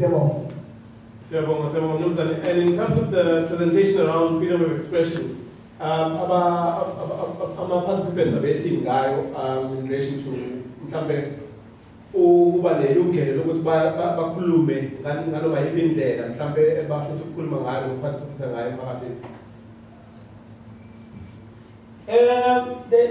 They engage with that in a way that they feel as young people we are not had enough. As much as we get to these platforms like this, they feel as if whatever is being discussed or engaged on is parallel. It doesn't go as far as where it's supposed to reach for them. But every year of our elections, same things are being done. They are being used for campaigns and it's ended. Thank you very much. Siyabonga kakhulu. Ngicela sibonge kuwena mfundisi, sibonge kumelusi, as well as the delegates now kule yenkosi elindelani, and of course to our comrades Enduduzweni, Center for the Disabled, and Lazi. We really appreciate your collaborative efforts in trying to work with us. So I'll now hand over to Prof. Harbour as well as Robin to try and give feedback based on the some of the feedback we might have heard. Of course, you don't necessarily have to respond to everything. You can let us know if there are elements. Yes, if there are elements of the discussion that you found you might need some clarity on as well. Yeah. So we'll start with Prof first, Robin. So I do want to say what the first questioner said about how the historical inequalities in our society mean resources, mean a distortion in the way resources go to political parties. The fact of the matter is that private and corporate and wealthy individual funding of political parties distorts our political climate. There's no question that it allows people to buy influence. And that is a problem. At least the mechanism being shown to us is transparent. So if Shell gives money, we start to understand why elements of the ruling party are particularly amenable to Shell. So it's valuable to have the transparency, no question.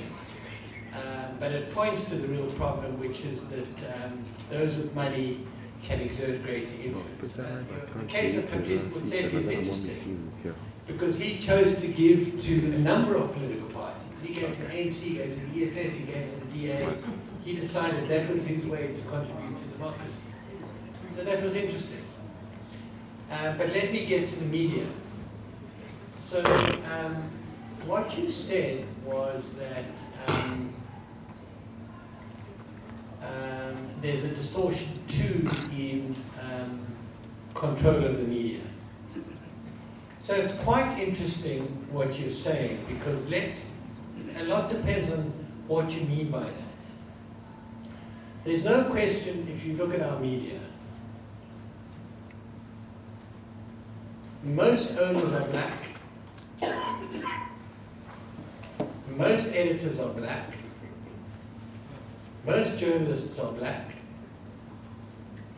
most of the consumers are black, naturally. There's very few exceptions now. So that has changed since '94, when it was overwhelmingly owned, edited, dominated by white voices. But what you may be pointing to is an issue of content, that you feel the content is white rather than black. And I'm interested in that because that's a complexity that's quite hard to gauge. You know, I mean, if you look at political coverage, it's overwhelmingly about the ANC. Overwhelmingly. For better or for worse, that is the reality. You would expect it to be the ruling party to get the most coverage, but it's overwhelmingly ANC, in my view, in most media. Of course, I'm generalizing, and the one thing one must be careful of, let me say that, and say it to myself, is we must be careful of generalizing. Because the Sowetan is very different from the Sunday Times, which is very different from the SABC, which is very different from ENCA. When we talk about the media, we're in danger of generalizing, I think, and one must be a little careful of that.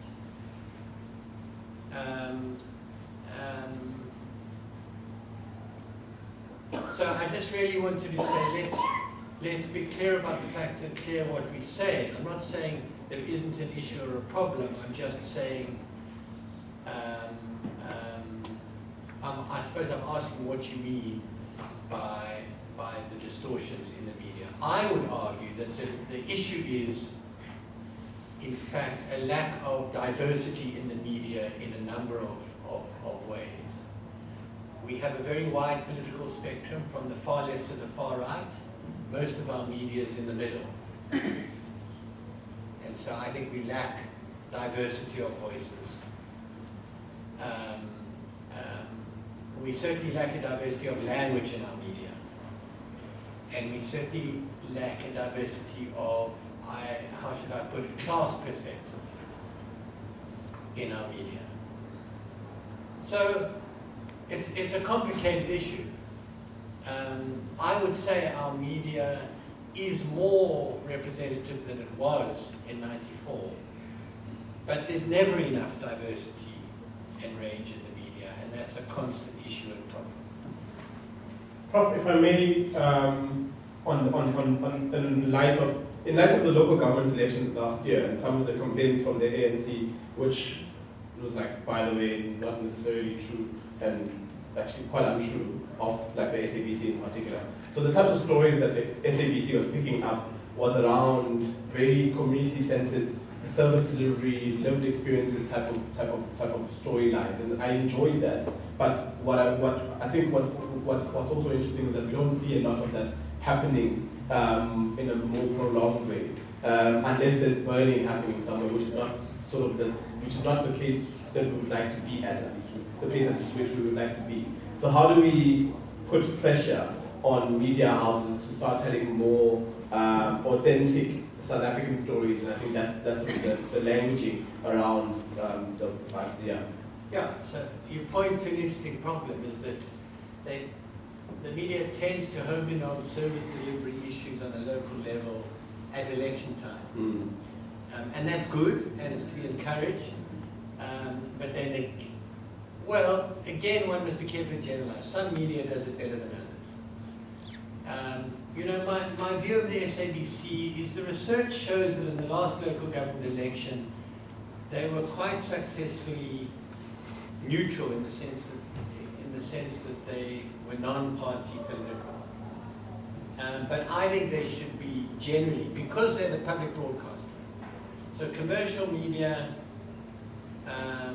will only do it if it wins them readers and advertisers. But the public broadcaster should be the one that has the resources and the ability to cover things that are not covered every day, such as more non-urban news outside of the cities.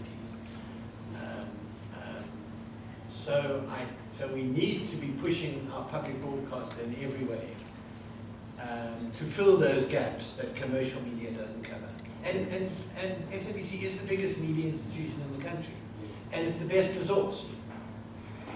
So I belong to an organization called SOS, which campaigns to improve SABC coverage of these areas. And I think organizations should join SOS and keep up that pressure to cover more and better stuff. Yeah, so as a parting shot, sorry Robin for keeping you all the conversation you're having around the diversity of voices, what are the chances that we might, if we insist on diversity to the extent that you ask that media moves slightly further to the edges, that we have a Fox News situation or a CNN situation in South Africa? Because if you looked at CNN during the presidential elections, they are fumbling. They don't have the ability to actually articulate views in a way that is, what is the word, objective. And I know objectivity has its own debate around it as well, but there's a sense that they are very clearly Democrat. The Fox News is very clearly Republican and conservative, and so alternative views on those stations aren't very well entertained, and so the type of information that you get in society is very distorted. So if we talk about diversity, what are the chances, especially in South Africa, where our history itself is so tough in terms of the human rights abuses, the race issue, that we might end up in a space where we hate each other more than we actually want to try and engage and talk and discourse. No, you're right. We want more diversity, but we do not want the kind of divisive, destructive coverage you see on Fox News, for example. Yeah. But the reason Fox News can exist is because America 30 years ago, until then, they had a law about the right of reply and fair treatment. I'm trying to remember what it was called. It was a rule, a licensing rule, imposed by their licensor, that said that if you had a TV license, there were rules about fairness in your treatment of political parties, for example.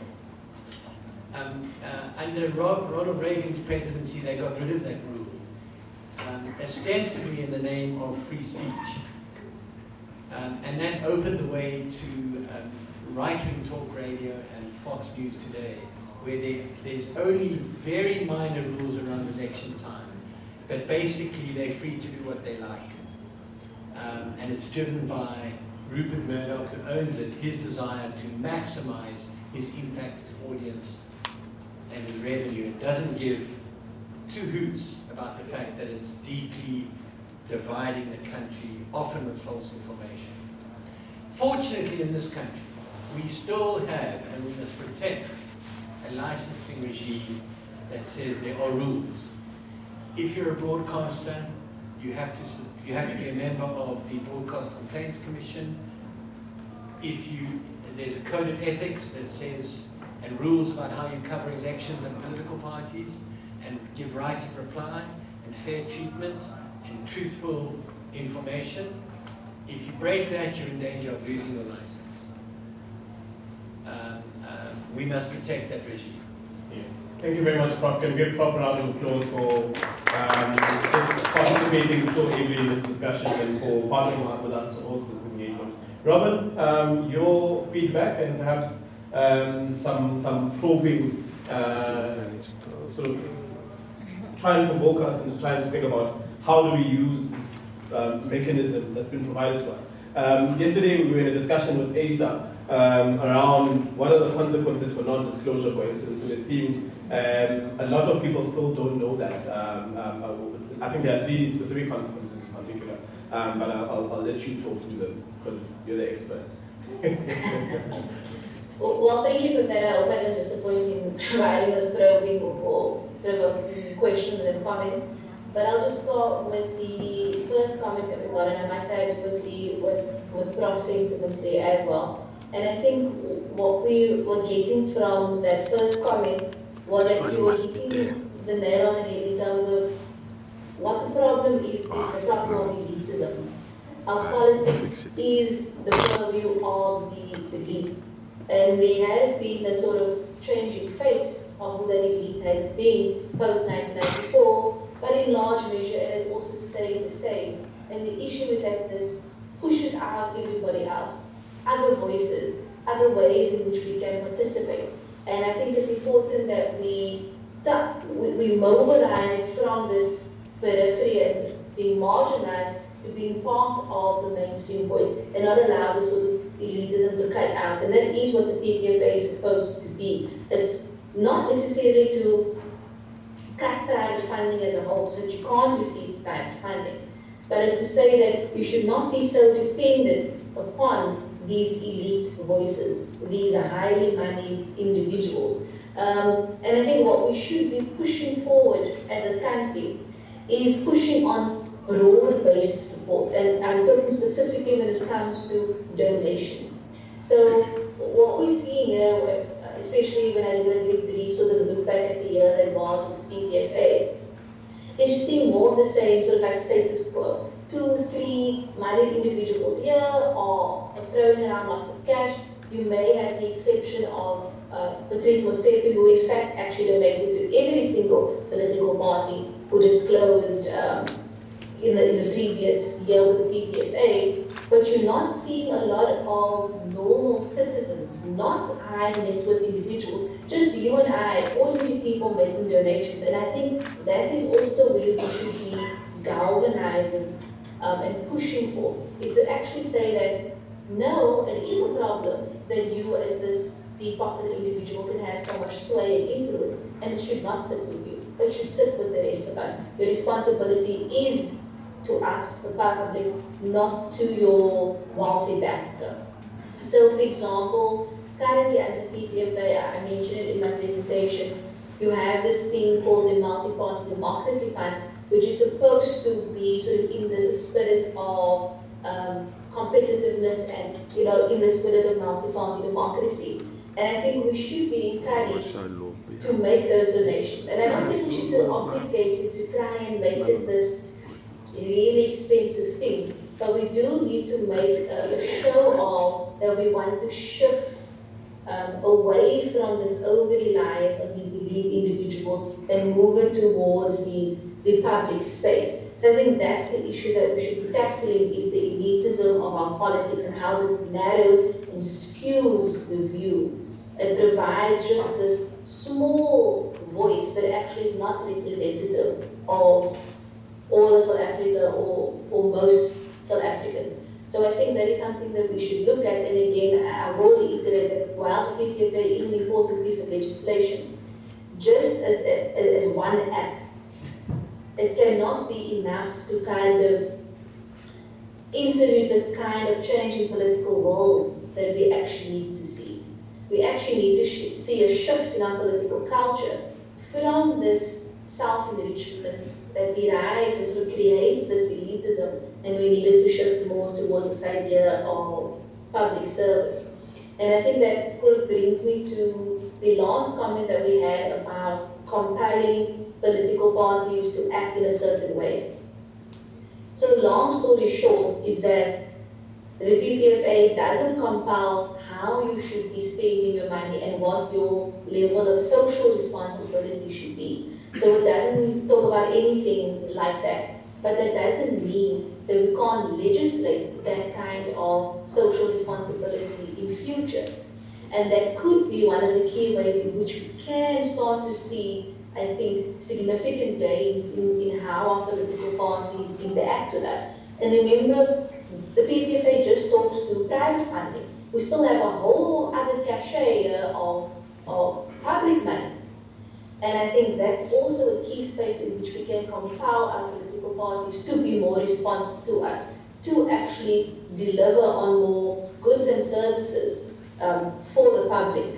So, for example, in the last year in public funding, and remember public funding comes from the taxpayer money.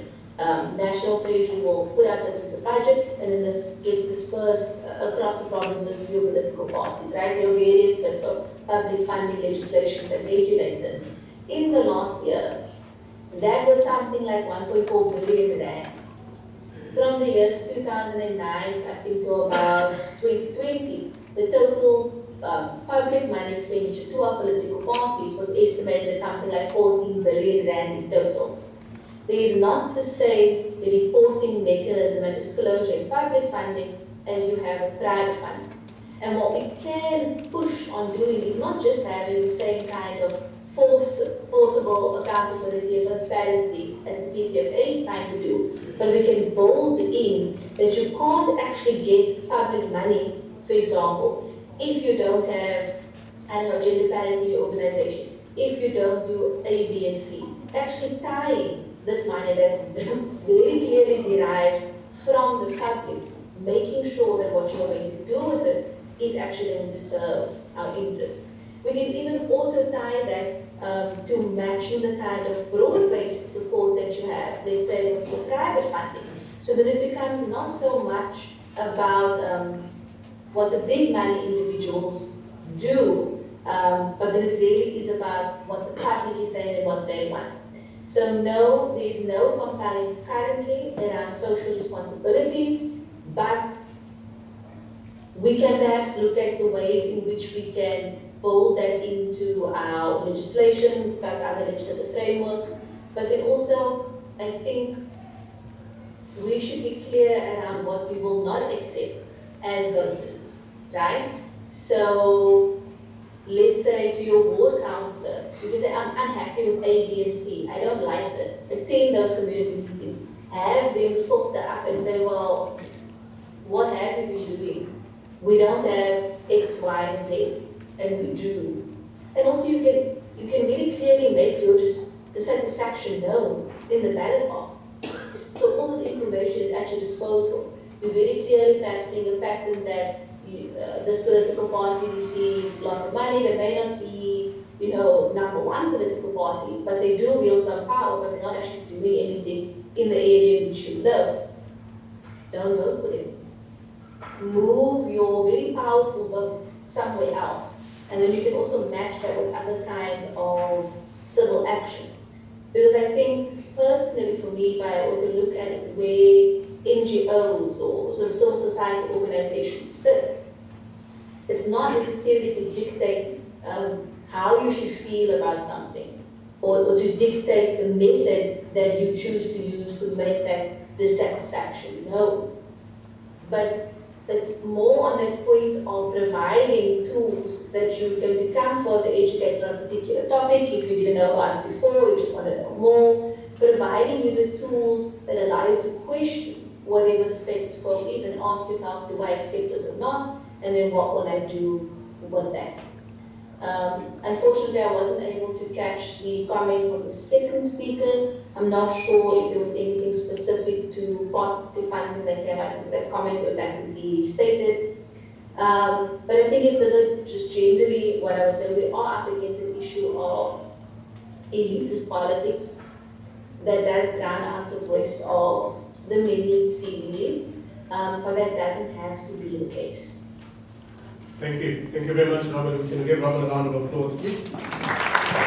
I think well summed up, Robert. I don't have any further. I think I'm sorted from my side.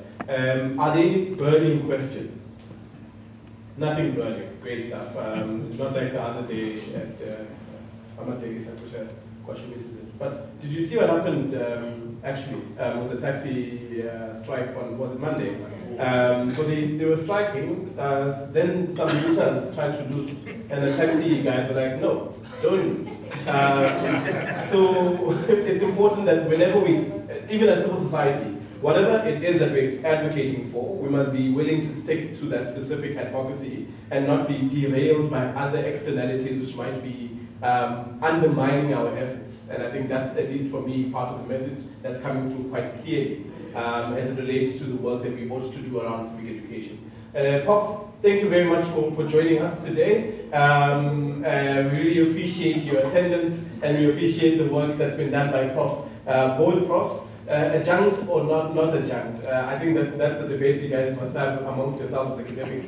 Me and Jane, you want to prof, that's all that matters.